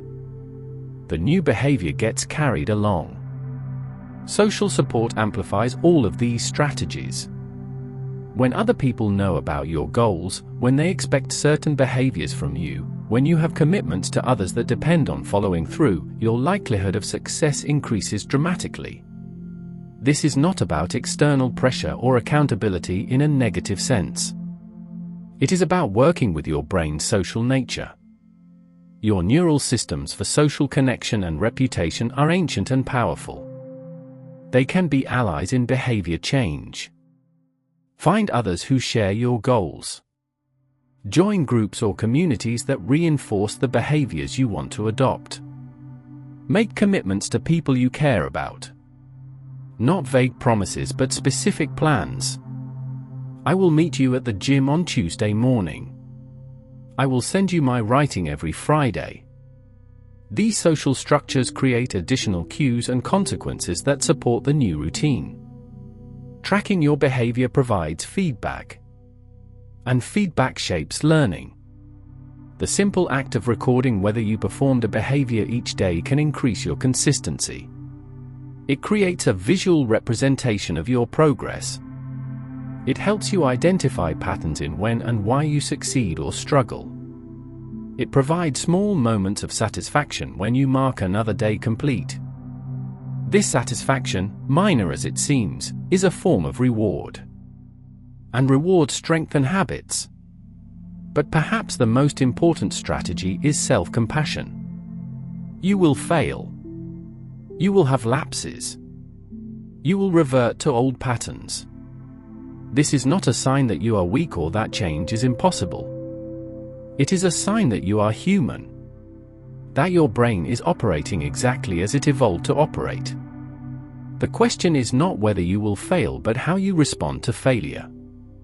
Research on behavior change has found that self-criticism after a lapse predicts future lapses. People who beat themselves up, who feel ashamed or guilty, are more likely to give up entirely. In contrast, people who respond to lapses with kindness and curiosity, who see them as learning opportunities rather than character flaws, are more likely to resume the desired behavior quickly and ultimately succeed. This makes sense neurologically. Self-criticism activates your stress response. It increases cortisol. It impairs prefrontal cortex function. All of this makes it harder to exercise the self-control necessary to get back on track. Self-compassion, on the other hand, reduces the stress response. It preserves cognitive resources. It allows your prefrontal cortex to engage in problem-solving rather than rumination. What went wrong? What can I do differently next time? Treat behavior change as an experiment. You are testing hypotheses about what works for you. Some strategies will succeed. Others will fail. Both outcomes provide information. Both help you refine your approach. The goal is not perfection. The goal is gradual improvement. Incremental progress. A slow shift in the balance of your routines toward patterns that better serve you. And remember that the brain changes slowly. Neuroplasticity is real, but it is not instant. Synapses strengthen gradually. Neural pathways reorganize over weeks and months. You are not building a habit. You are rebuilding your brain. Give yourself the time this process requires. Trust that consistent practice will eventually lead to automaticity. That what feels effortful now will, with repetition, become easy. Natural. The new normal. The role of sleep in routine maintenance. There is one routine that influences all your other routines. One pattern that, more than any other, determines your brain's capacity to function. And that is sleep. When you sleep, how long you sleep, the quality of your sleep. These factors shape everything else about your cognitive and emotional life. During sleep, your brain is extraordinarily active. It is not simply resting. It is performing essential maintenance functions that cannot occur while you are awake. One of the most important is memory consolidation, the process by which experiences from the day are transferred from short-term storage in the hippocampus to long-term storage in the cortex. This consolidation happens during specific stages of sleep, particularly during deep slow-wave sleep and REM sleep. During these stages, your brain replays patterns of neural activity from the day. It strengthens the synaptic connections that encode important experiences. It prunes away unnecessary information. Essentially, it is deciding what to keep and what to discard, what to integrate into your permanent knowledge and what to let fade. This process is crucial for habit formation. Every time you practice a new behavior, you create a trace of that experience in your brain. But the trace is fragile. It can be overwritten. It can decay. Sleep stabilizes the trace. It transforms it from a temporary pattern into a more permanent structure. This is why sleep after learning improves performance more than an equivalent amount of waking rest. Your brain is literally wiring in the new pattern while you sleep. Studies of skill learning have demonstrated this convincingly. When people learn a new motor skill, like a sequence of finger movements, their performance improves with practice during the day. But it improves even more after a night of sleep, without any additional practice. The brain continues working on the skill during sleep, optimizing the neural pathways, refining the pattern. When you wake, the skill is more automatic, more fluent than it was when you went to bed. The same principle applies to habits. Consistent sleep supports the consolidation of new routines. It gives your brain the time it needs to strengthen the neural pathways underlying desired behaviors. Irregular or insufficient sleep, on the other hand, interferes with consolidation. The patterns you practice during the day do not get properly encoded. They remain effortful. They do not progress toward automaticity as quickly.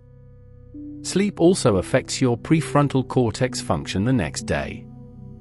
When you are sleep deprived, your prefrontal cortex does not work as well. Decision-making suffers. Impulse control weakens. Your ability to override habitual responses diminishes. This makes you more likely to fall back on old routines even when you intend to follow new ones. The capacity for deliberate behavior change requires a well-functioning prefrontal cortex. And that requires adequate sleep.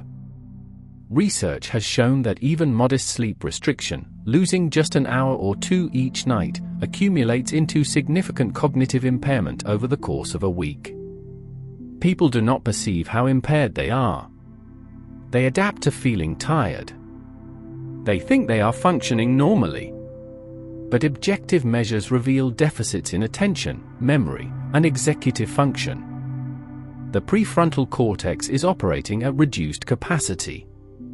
And this makes habit change much more difficult. There is also the relationship between sleep and emotional regulation. The amygdala becomes more reactive when you are sleep deprived. It responds more strongly to negative stimuli. It generates stronger emotional reactions.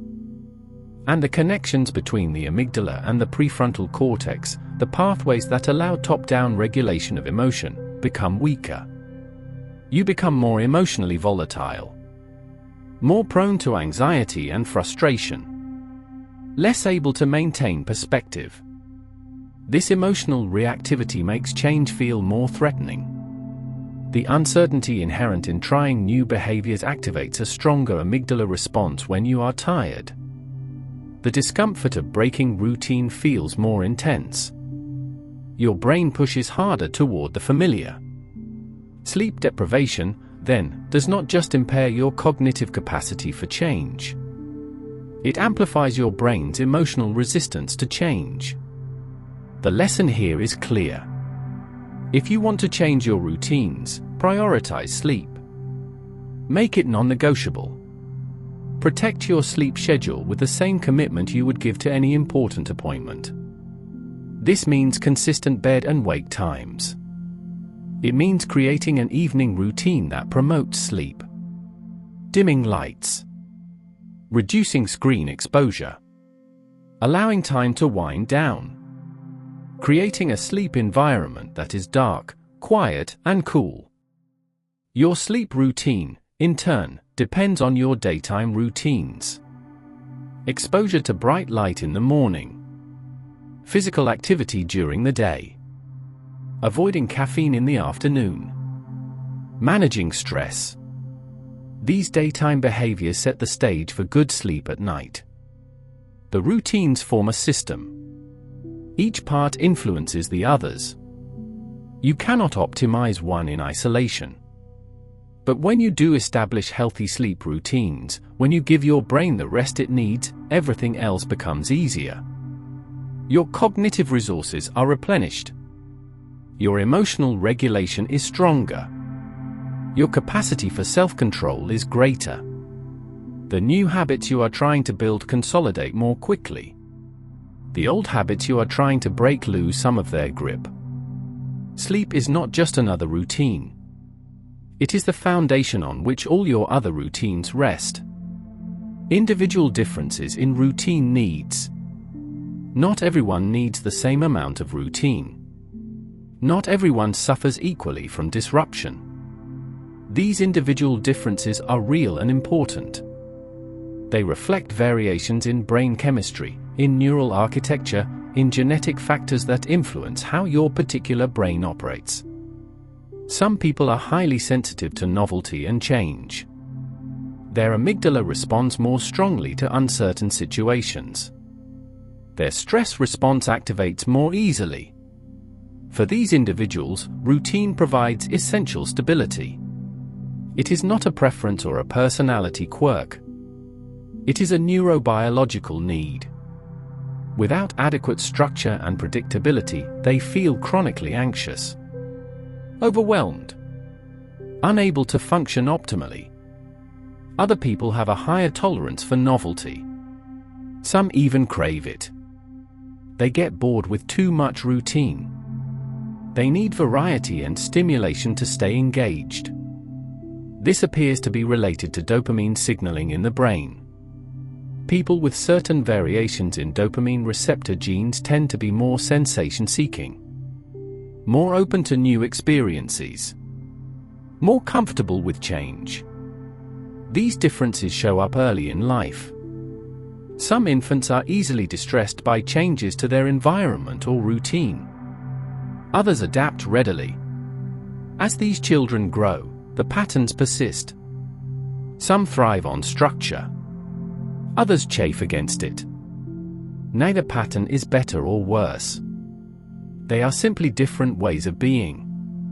Different optimal points on the spectrum between predictability and novelty. Recognizing your own place on this spectrum is important. If you are someone who needs significant routine to feel stable and function well, do not let others convince you that you should be more spontaneous or flexible. Honor your neurobiology. Create the structure you need. If you are someone who needs more variety, do not force yourself into rigid routines that feel stifling. Build flexibility into your patterns. Create space for spontaneity while still maintaining core habits that support your goals. There are also differences in circadian typology. Morning people and evening people have genuinely different biological rhythms. Their core body temperature, their hormone release patterns, their cognitive performance curves all follow different schedules. A morning person naturally wakes early and feels most alert in the first half of the day. An evening person naturally stays up later and reaches peak performance in the afternoon or evening. These differences are genetically influenced. They reflect variations in the genes that regulate circadian clocks. And they have real consequences. When a natural evening person is forced to follow a morning-oriented schedule, their body is perpetually out of sync. They are essentially living with a form of chronic jet lag. Their health suffers. Their performance suffers. Their mood suffers. Society tends to privilege morning schedules. School starts early. Most jobs begin at 8 or 9 in the morning. But this arrangement is arbitrary. It reflects cultural norms, not biological necessity. And it creates unnecessary hardship for people whose brains are wired for different rhythms. Ideally, people would be able to structure their days in alignment with their chronotype. To work when their brain is naturally most capable. To sleep when their body is naturally ready for rest. This is not always possible. Work schedules and family obligations often constrain your options. But even within constraints, there is usually some room for adjustment. Some flexibility to honor your natural rhythms. An evening person might not be able to sleep until noon, but they can avoid scheduling important tasks first thing in the morning.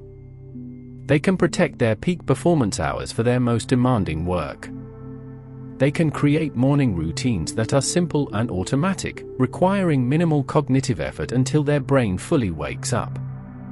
Individual differences also extend to how quickly people form habits and how difficult they find it to change them. Some people appear to have more plastic brains. They adapt to new routines relatively quickly. Old patterns release their grip more easily.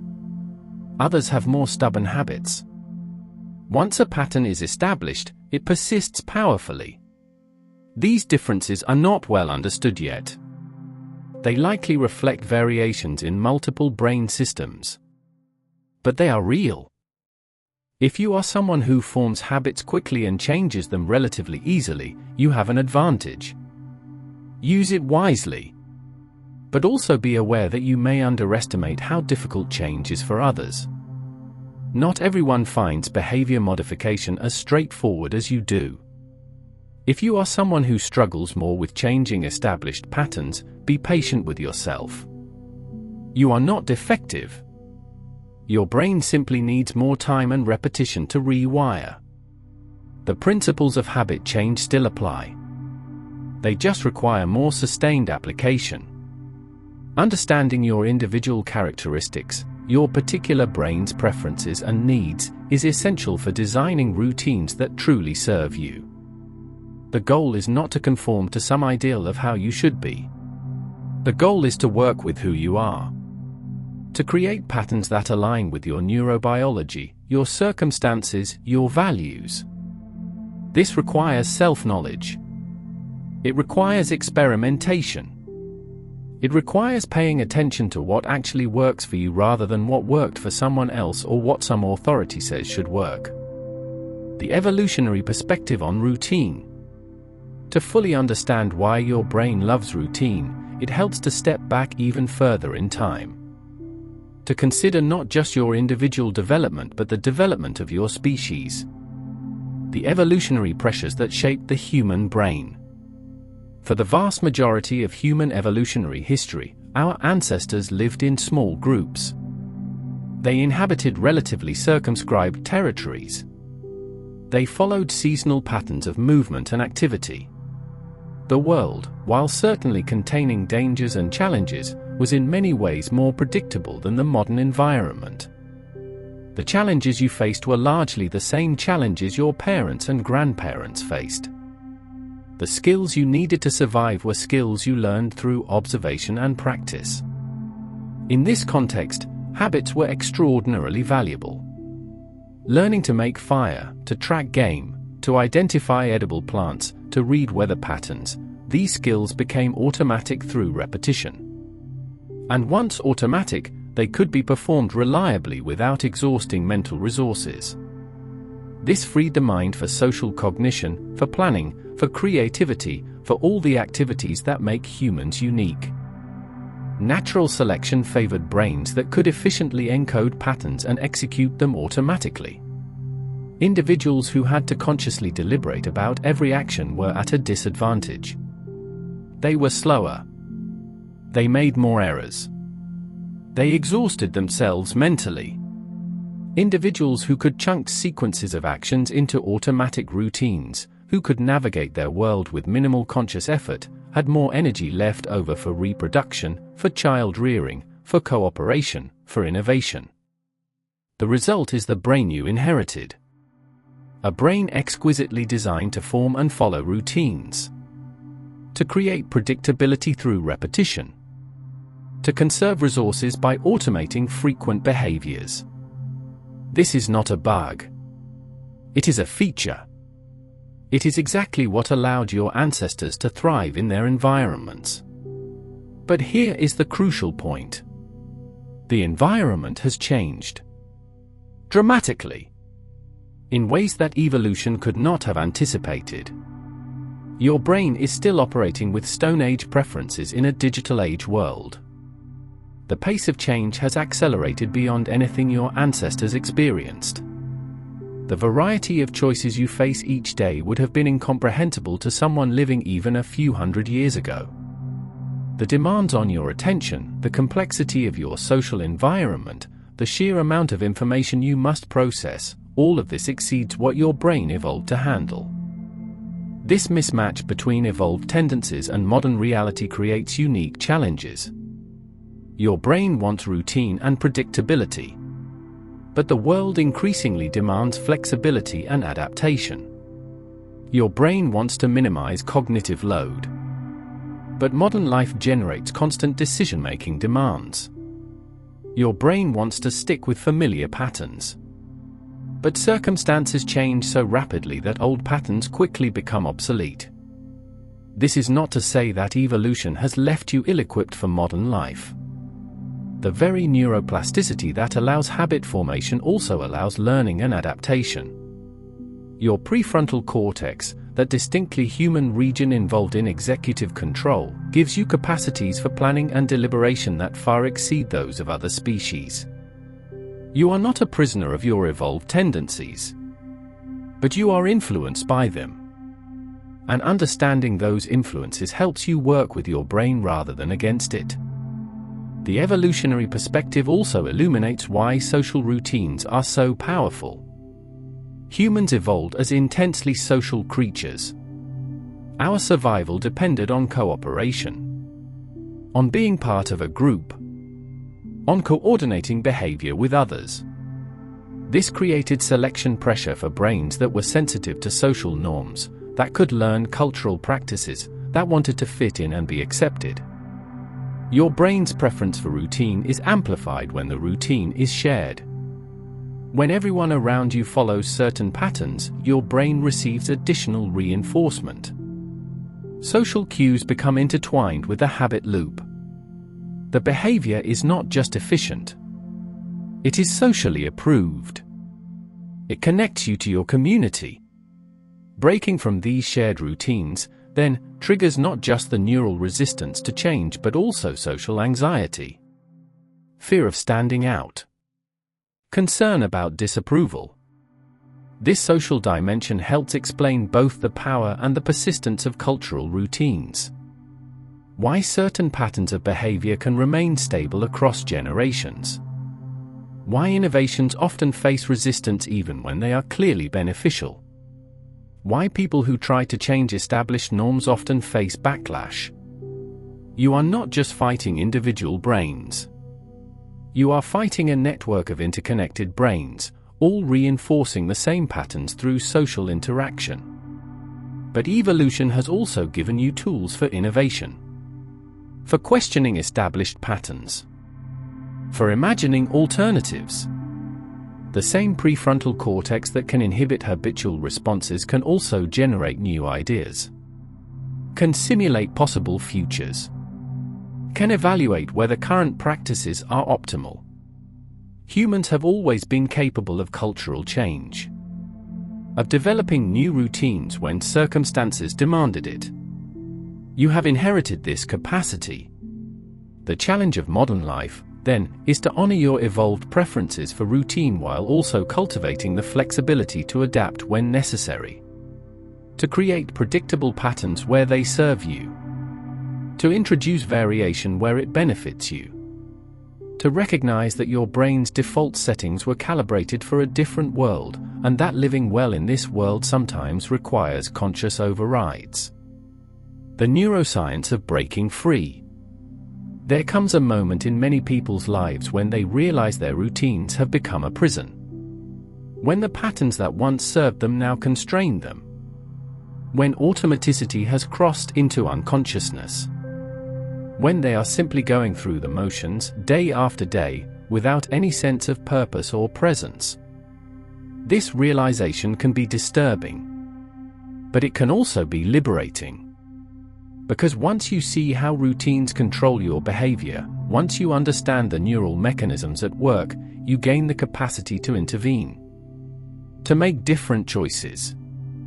To reshape the patterns that shape your life. This is not easy. It requires sustained effort. But it is possible. The first step is developing meta-awareness. The capacity to observe your own thoughts and behaviors from a slight distance. To notice when you are acting on autopilot. To catch yourself in the moment of following a habitual routine. This might sound simple, but it is actually quite difficult. Automatic behaviors, by definition, occur without conscious awareness. You have to train yourself to notice them. Mindfulness meditation is one practice that cultivates this meta-awareness. By sitting quietly and observing your own mind, by noticing when your attention wanders and gently bringing it back, you strengthen the neural circuits involved in self-monitoring. The anterior cingulate cortex, that region involved in detecting prediction errors, becomes more active. You become better at noticing when your behavior diverges from your intentions. Studies of people who practice mindfulness have found changes in brain structure. The prefrontal cortex shows increased gray matter density. Connections between the prefrontal cortex and the amygdala strengthen, improving emotion regulation. The default mode network, active when your mind wanders, becomes less dominant. These changes support the capacity for deliberate rather than automatic behavior. With meta-awareness, you create a gap between stimulus and response. Between the cue and the automatic behavior it would normally trigger. In that gap, choice becomes possible. You can notice the cue. Recognize that it is activating a habitual pattern. And decide whether to follow the pattern or do something different. This is not about suppressing the urge. Not about fighting the habit through sheer force of will. It is about creating space for conscious decision-making. Another approach involves deliberately introducing small disruptions to your routines. Not major upheavals. Not wholesale life overhauls. But minor variations. Taking a different route to work.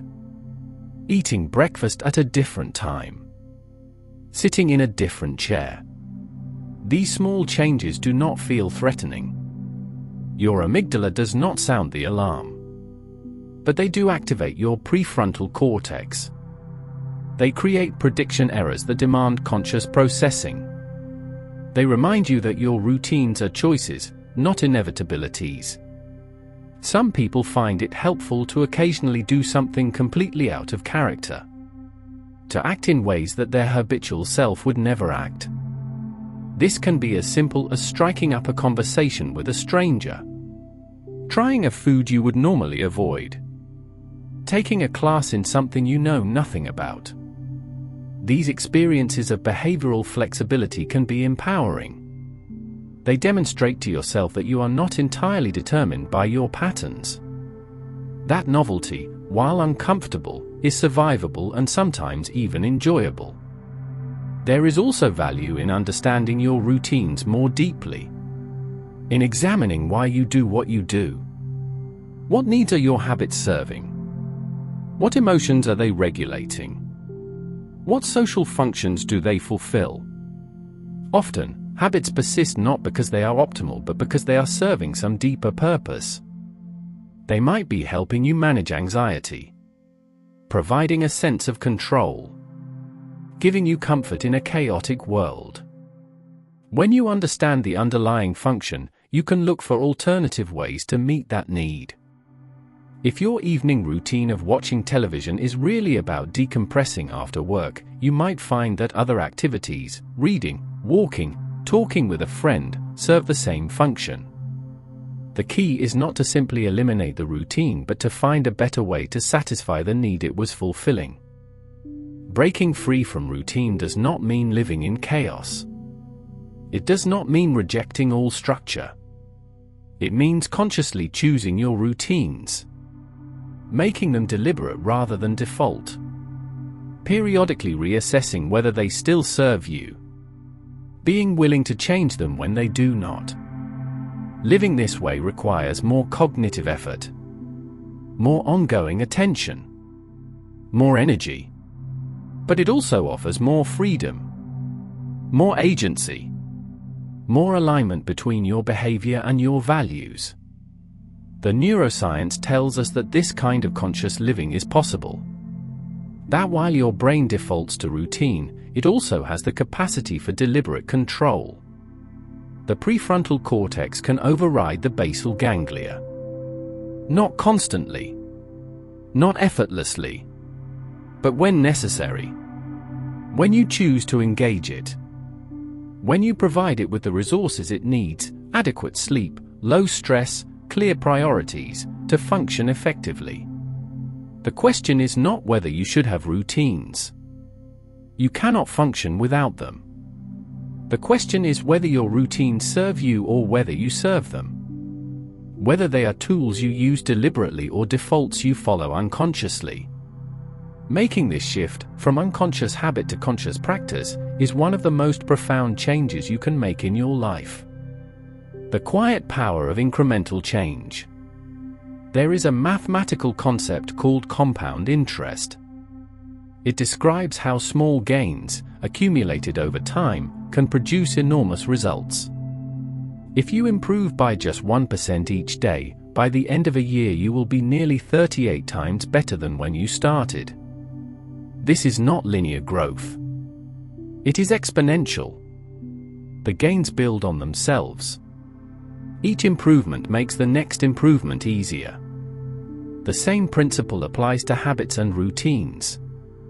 Small changes, maintained consistently, produce transformative effects over time.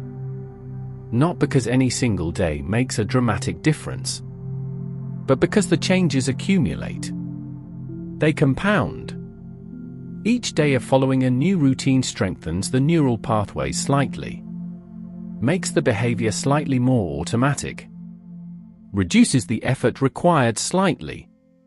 And these tiny changes, barely perceptible from one day to the next, add up to substantial shifts over weeks and months and years.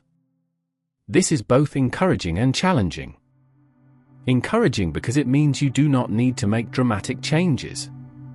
You do not need to overhaul your entire life overnight. You can start small. Incredibly small. So small that it seems almost trivial. Just show up. Just do the minimum. Just establish the pattern. The magnitude matters less than the consistency, especially in the early stages. But it is also challenging because progress is often invisible in the short term. You cannot see your synapses strengthening. You cannot measure the gradual shift in basal ganglia activity. You follow your new routine day after day and it still feels effortful. It still requires deliberate action. You wonder if anything is actually changing. If all this effort is making any difference. This is where trust becomes essential. Trust in the process. Trust in the neuroscience. Trust that your brain is changing even when you cannot perceive it. Because the research is clear. Consistent practice produces neuroplasticity. Repeated behaviors become encoded as habits. It just takes longer than you wish it would. And the change is more gradual than you expect. There is a concept in habit formation called the plateau of latent potential. In the early stages of building a new habit, your effort produces minimal visible results. You are investing energy, you are being consistent, but you do not seem to be making progress. The behavior still feels difficult. You still have to think about it. You still sometimes forget or struggle. This is the valley of disappointment. Many people give up here. They conclude that the new habit is not worth the effort. That change is too hard. That they are not capable. But if they persisted, if they continued through this valley, they would eventually reach a tipping point.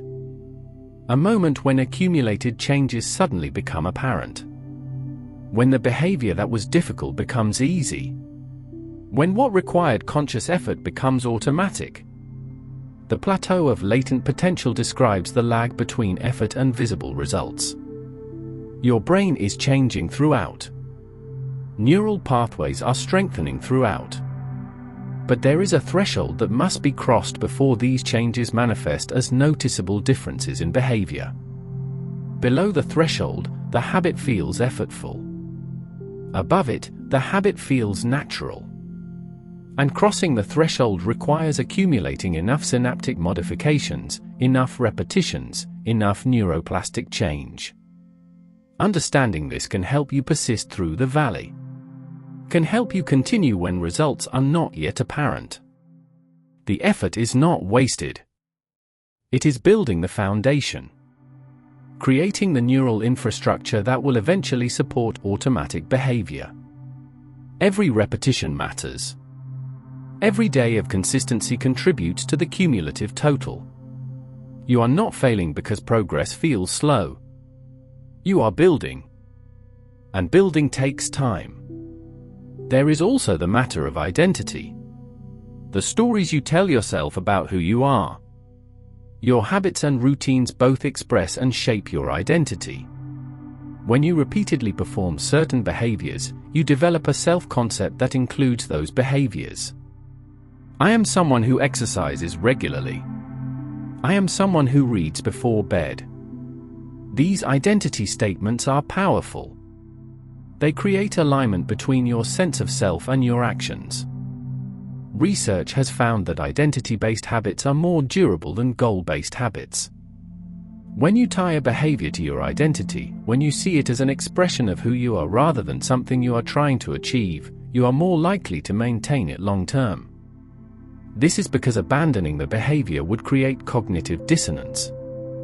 A mismatch between your actions and your self-concept. Your brain seeks coherence. It wants your behavior to align with your identity. And this creates an additional force supporting the routine. But identity is not fixed. It evolves through your behaviors. Every action is a vote for the type of person you are becoming. When you exercise, you vote for being an athlete. When you write, you vote for being a writer. You do not need to be perfect. You do not need to vote the same way every single time. But over time, the votes accumulate. And the majority determines your identity. This means you can deliberately shape your identity through your choices. Through your routines. You start performing behaviors consistent with the identity you want to develop. At first, it feels like pretending. Like you are trying to be someone you are not. But gradually, through repetition, the behavior becomes part of you. It stops feeling like performance and starts feeling like expression. You are not trying to be a writer. You are a writer who writes. The power of incremental change, then, is not just about improving performance or achieving goals. It is about transformation. About becoming a different person. Not through dramatic revelation or sudden insight, but through the quiet accumulation of daily actions. Through the patient work of neural remodeling. Through the compound interest of consistency. Your brain loves routine because routine is efficient. Because it conserves resources. because it provides predictability in an uncertain world. But your brain is also capable of change, capable of learning, capable of adapting to new circumstances and new goals. The two capacities are not in conflict. They are complementary. You use routines to support the behaviors you want to maintain. And you use neuroplasticity to gradually shift those routines over time. The wisdom lies in working with both, in creating stable patterns that support your well-being, and in maintaining the flexibility to evolve those patterns as you grow and as your circumstances change. This is not a destination you reach. It is a practice you engage in. Ongoing, iterative, imperfect, but profoundly meaningful. The deeper questions. We have explored the neuroscience of why your brain loves routine. We have seen how the basal ganglia automate behaviors, how dopamine shapes learning, how the prefrontal cortex manages cognitive resources, how the amygdala responds to uncertainty, how circadian rhythms organize your day, how neuroplasticity enables change. All of this is true. All of this is supported by rigorous research. But beneath these mechanisms lie deeper questions. Questions about meaning and purpose. About the kind of life you want to live. About what all these routines are ultimately in service of. Because your brain's preference for routine is not an end in itself. It is a means. A tool for navigating existence. And how you use that tool matters. You could spend your entire life optimizing your routines, making them more efficient, more productive, more aligned with best practices and scientific recommendations. And you could end up living a life that is highly functional but ultimately empty, where you accomplish many things but experience little joy, where your days are full of achievement but devoid of meaning. This is not a critique of routine. It is a reminder that routine is not the destination. The question is not just how to build better habits. It is what habits to build. What you want your automatic behaviors to support. What vision of a good life guides your choices. Your brain will encode whatever patterns you repeatedly practice. It does not distinguish between habits that serve your deepest values and habits that do not. It simply makes automatic whatever you do consistently. This places a responsibility on you. A responsibility to choose consciously. To reflect on what matters. To design your routines in alignment with your values rather than just defaulting to whatever patterns emerged accidentally or were inherited from your culture. This is harder than it sounds. Because it requires knowing what you value. And that requires self-knowledge, honest self-examination, willingness to question assumptions. Many people spend decades following routines they never consciously chose. They do what their parents did, what their peers do, what society expects, what advertisers suggest, what algorithms recommend. Their days are full. Their habits are established. But they never stop to ask whether these patterns actually serve them. Whether this is the life they want to be living. There is a kind of pain that comes from living unconsciously. From going through the motions without presence. From letting your routines run you rather than consciously directing them. It is a quiet pain. An absence rather than a presence. A sense that something is missing even though you cannot quite name what. This pain is your consciousness trying to make itself heard. Trying to reclaim agency over your existence. The neuroscience tells us how routines form and function. But it cannot tell you what routines you should form. That is a question of values. Of philosophy. Of the vision you hold for your own life. And answering it requires looking beyond efficiency and productivity. Requires asking what kind of person you want to become. What kind of life you want to have lived when you reach the end. What you want to be able to say you devoted your time and energy to. Your routines, in aggregate, are your life. They are how you spend your days. And how you spend your days is how you spend your life. This is not metaphorical. It is literal. The routines you follow today are the material from which your future is constructed. So the quality of your routines determines the quality of your existence. Not just in terms of outcomes achieved, but in terms of experience lived, of presence maintained, of meaning cultivated. There is a practice worth considering.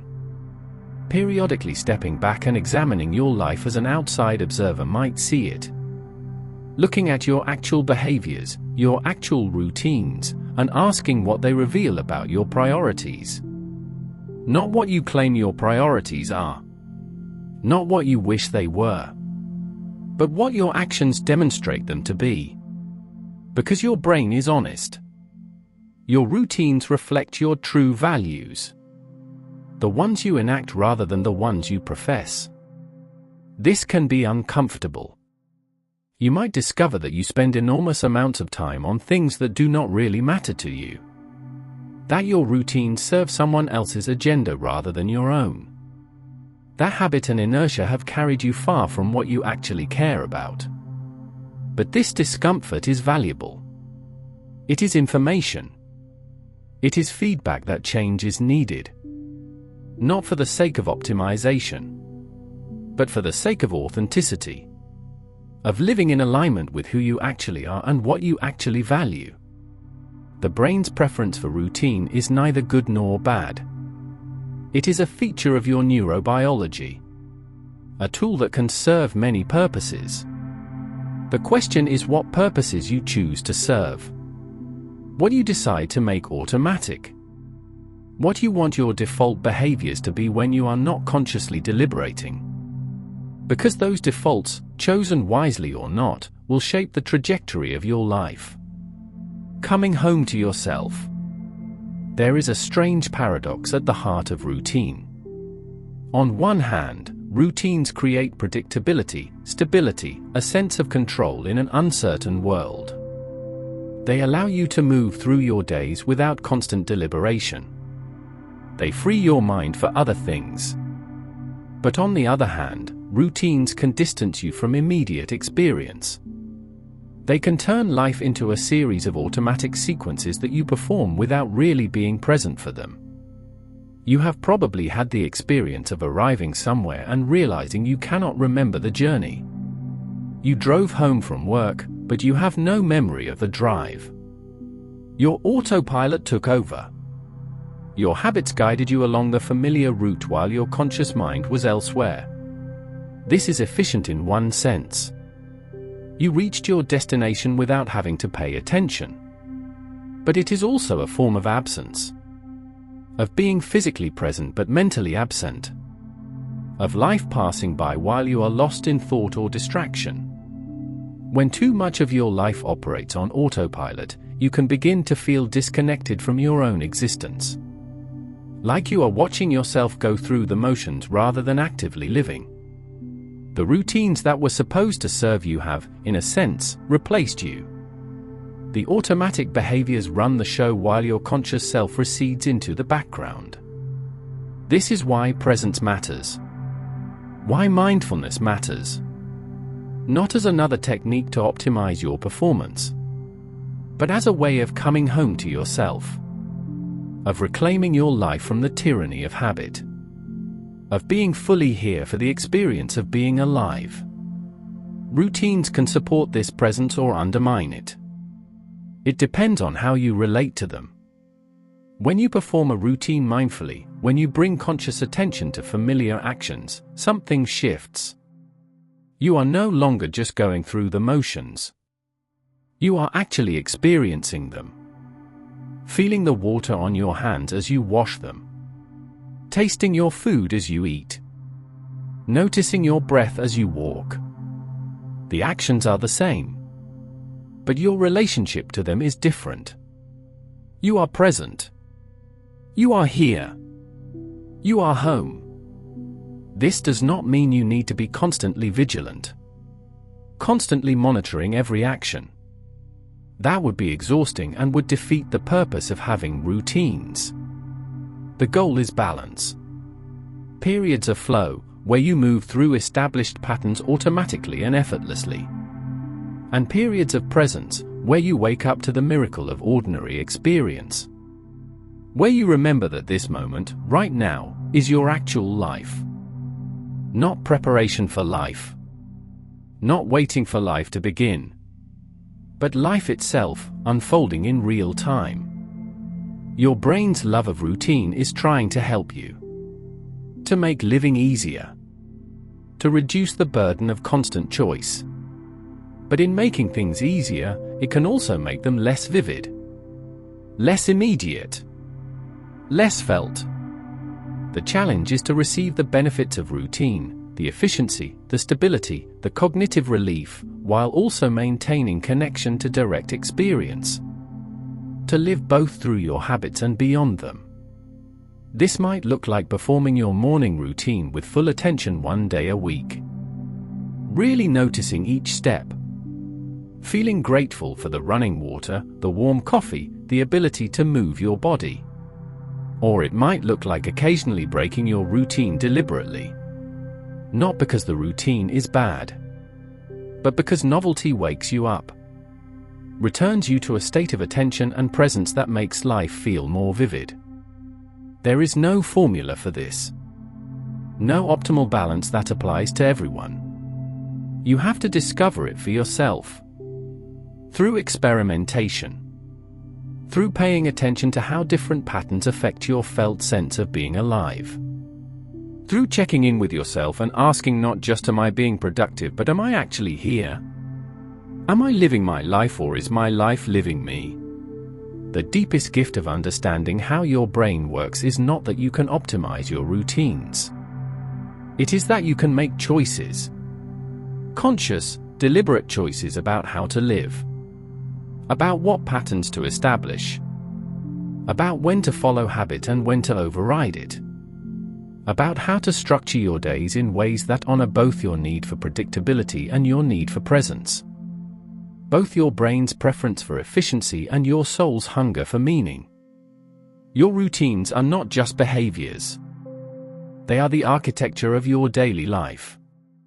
The container within which your experience unfolds. And you have more power over that architecture than you might think. Not unlimited power. You are constrained by your neurobiology, by your circumstances, by factors beyond your control. But within those constraints, there is space for agency. For choice. For deliberate design. This is both liberating and sobering. Liberating because it means you are not helpless. You can change. You can grow. You can reshape your patterns over time. Sobering because it means you bear responsibility. You cannot simply blame your brain for your habits. Yes, your brain has preferences. Yes, it resists change. Yes, it defaults to routine. But you are not merely your brain. You are the awareness that can observe these patterns. The consciousness that can decide whether to follow them. This awareness, this capacity for self-reflection and choice, is perhaps the most distinctly human attribute you possess. And it asks something of you. It asks you to live deliberately. To not just drift through life on autopilot. To take the time to examine your routines, to question whether they serve you, to change them when they do not. To remember that your habits are tools, not masters. Servants, not overlords. The gentle unfolding. As we come to the end of this exploration, let your breathing soften. Let the information settle into your understanding like snow falling on quiet ground. You do not need to remember every detail. You do not need to immediately apply every principle. The purpose was simply to illuminate, to help you see the familiar patterns of your life from a different angle, to understand why change feels hard and routine feels easy, to recognize that you are not broken when you struggle to change. You are simply human, simply operating with a brain that evolved to prefer the known over the unknown. There is something profound in this understanding. A kind of compassion for yourself, for the ways you cling to familiar patterns even when they no longer serve you, for the difficulty you experience when trying to adopt new behaviors, for the gap between your intentions and your actions. Your brain is not sabotaging you. It is trying to protect you, trying to conserve resources, trying to minimize risk. It is doing exactly what millions of years of evolution designed it to do. And yet, you are also more than your evolutionary inheritance. You have the capacity for conscious choice, for deliberate change, for living in alignment with your values rather than just your defaults. This capacity is real. It is proven. But it requires patience. It requires understanding. It requires working with your brain rather than fighting against it. It requires creating conditions that support the changes you want to make. It requires time and repetition and consistency and self-compassion. The routines you follow tomorrow will be largely the same as the routines you follow today. This is to be expected. This is normal. This is your brain doing what it does. But perhaps, armed with understanding, you can bring a bit more awareness to those routines. Can notice when you are acting on autopilot. Can create small moments of presence within familiar patterns. Can ask whether these patterns are serving you. Can make one tiny adjustment that, over time, might compound into something meaningful. Change does not happen all at once. It unfolds gradually, through the patient work of building new neural pathways, through the quiet persistence of showing up day after day, through the gentle accumulation of repetitions that eventually cross the threshold from effortful to automatic. Your brain will resistance. Your amygdala will signal threat. Your basal ganglia will want to revert to old patterns. This is all normal. All expected. All part of the process. But beneath the resistance, beneath the neural machinery, there is you. The awareness that can observe these patterns. The consciousness that can choose. The self that wants to grow, to change, to live more fully. That self is always available. Always present. Always capable of beginning again, no matter how many times you have stumbled before. Your brain loves routine.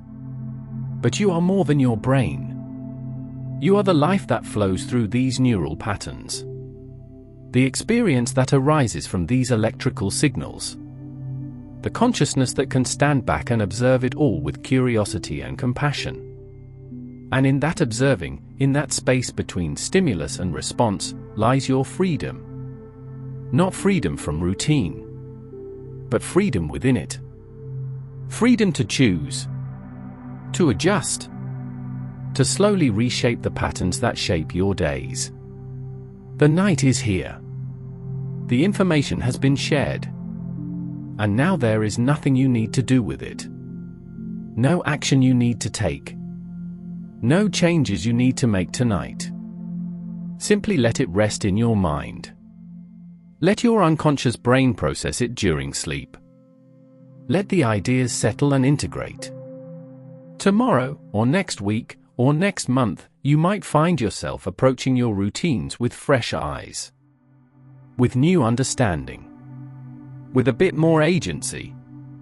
Or you might not. Either way is fine. Either way, you are exactly where you are meant to be. On a path that unfolds one moment at a time. One choice at a time. One habit at a time.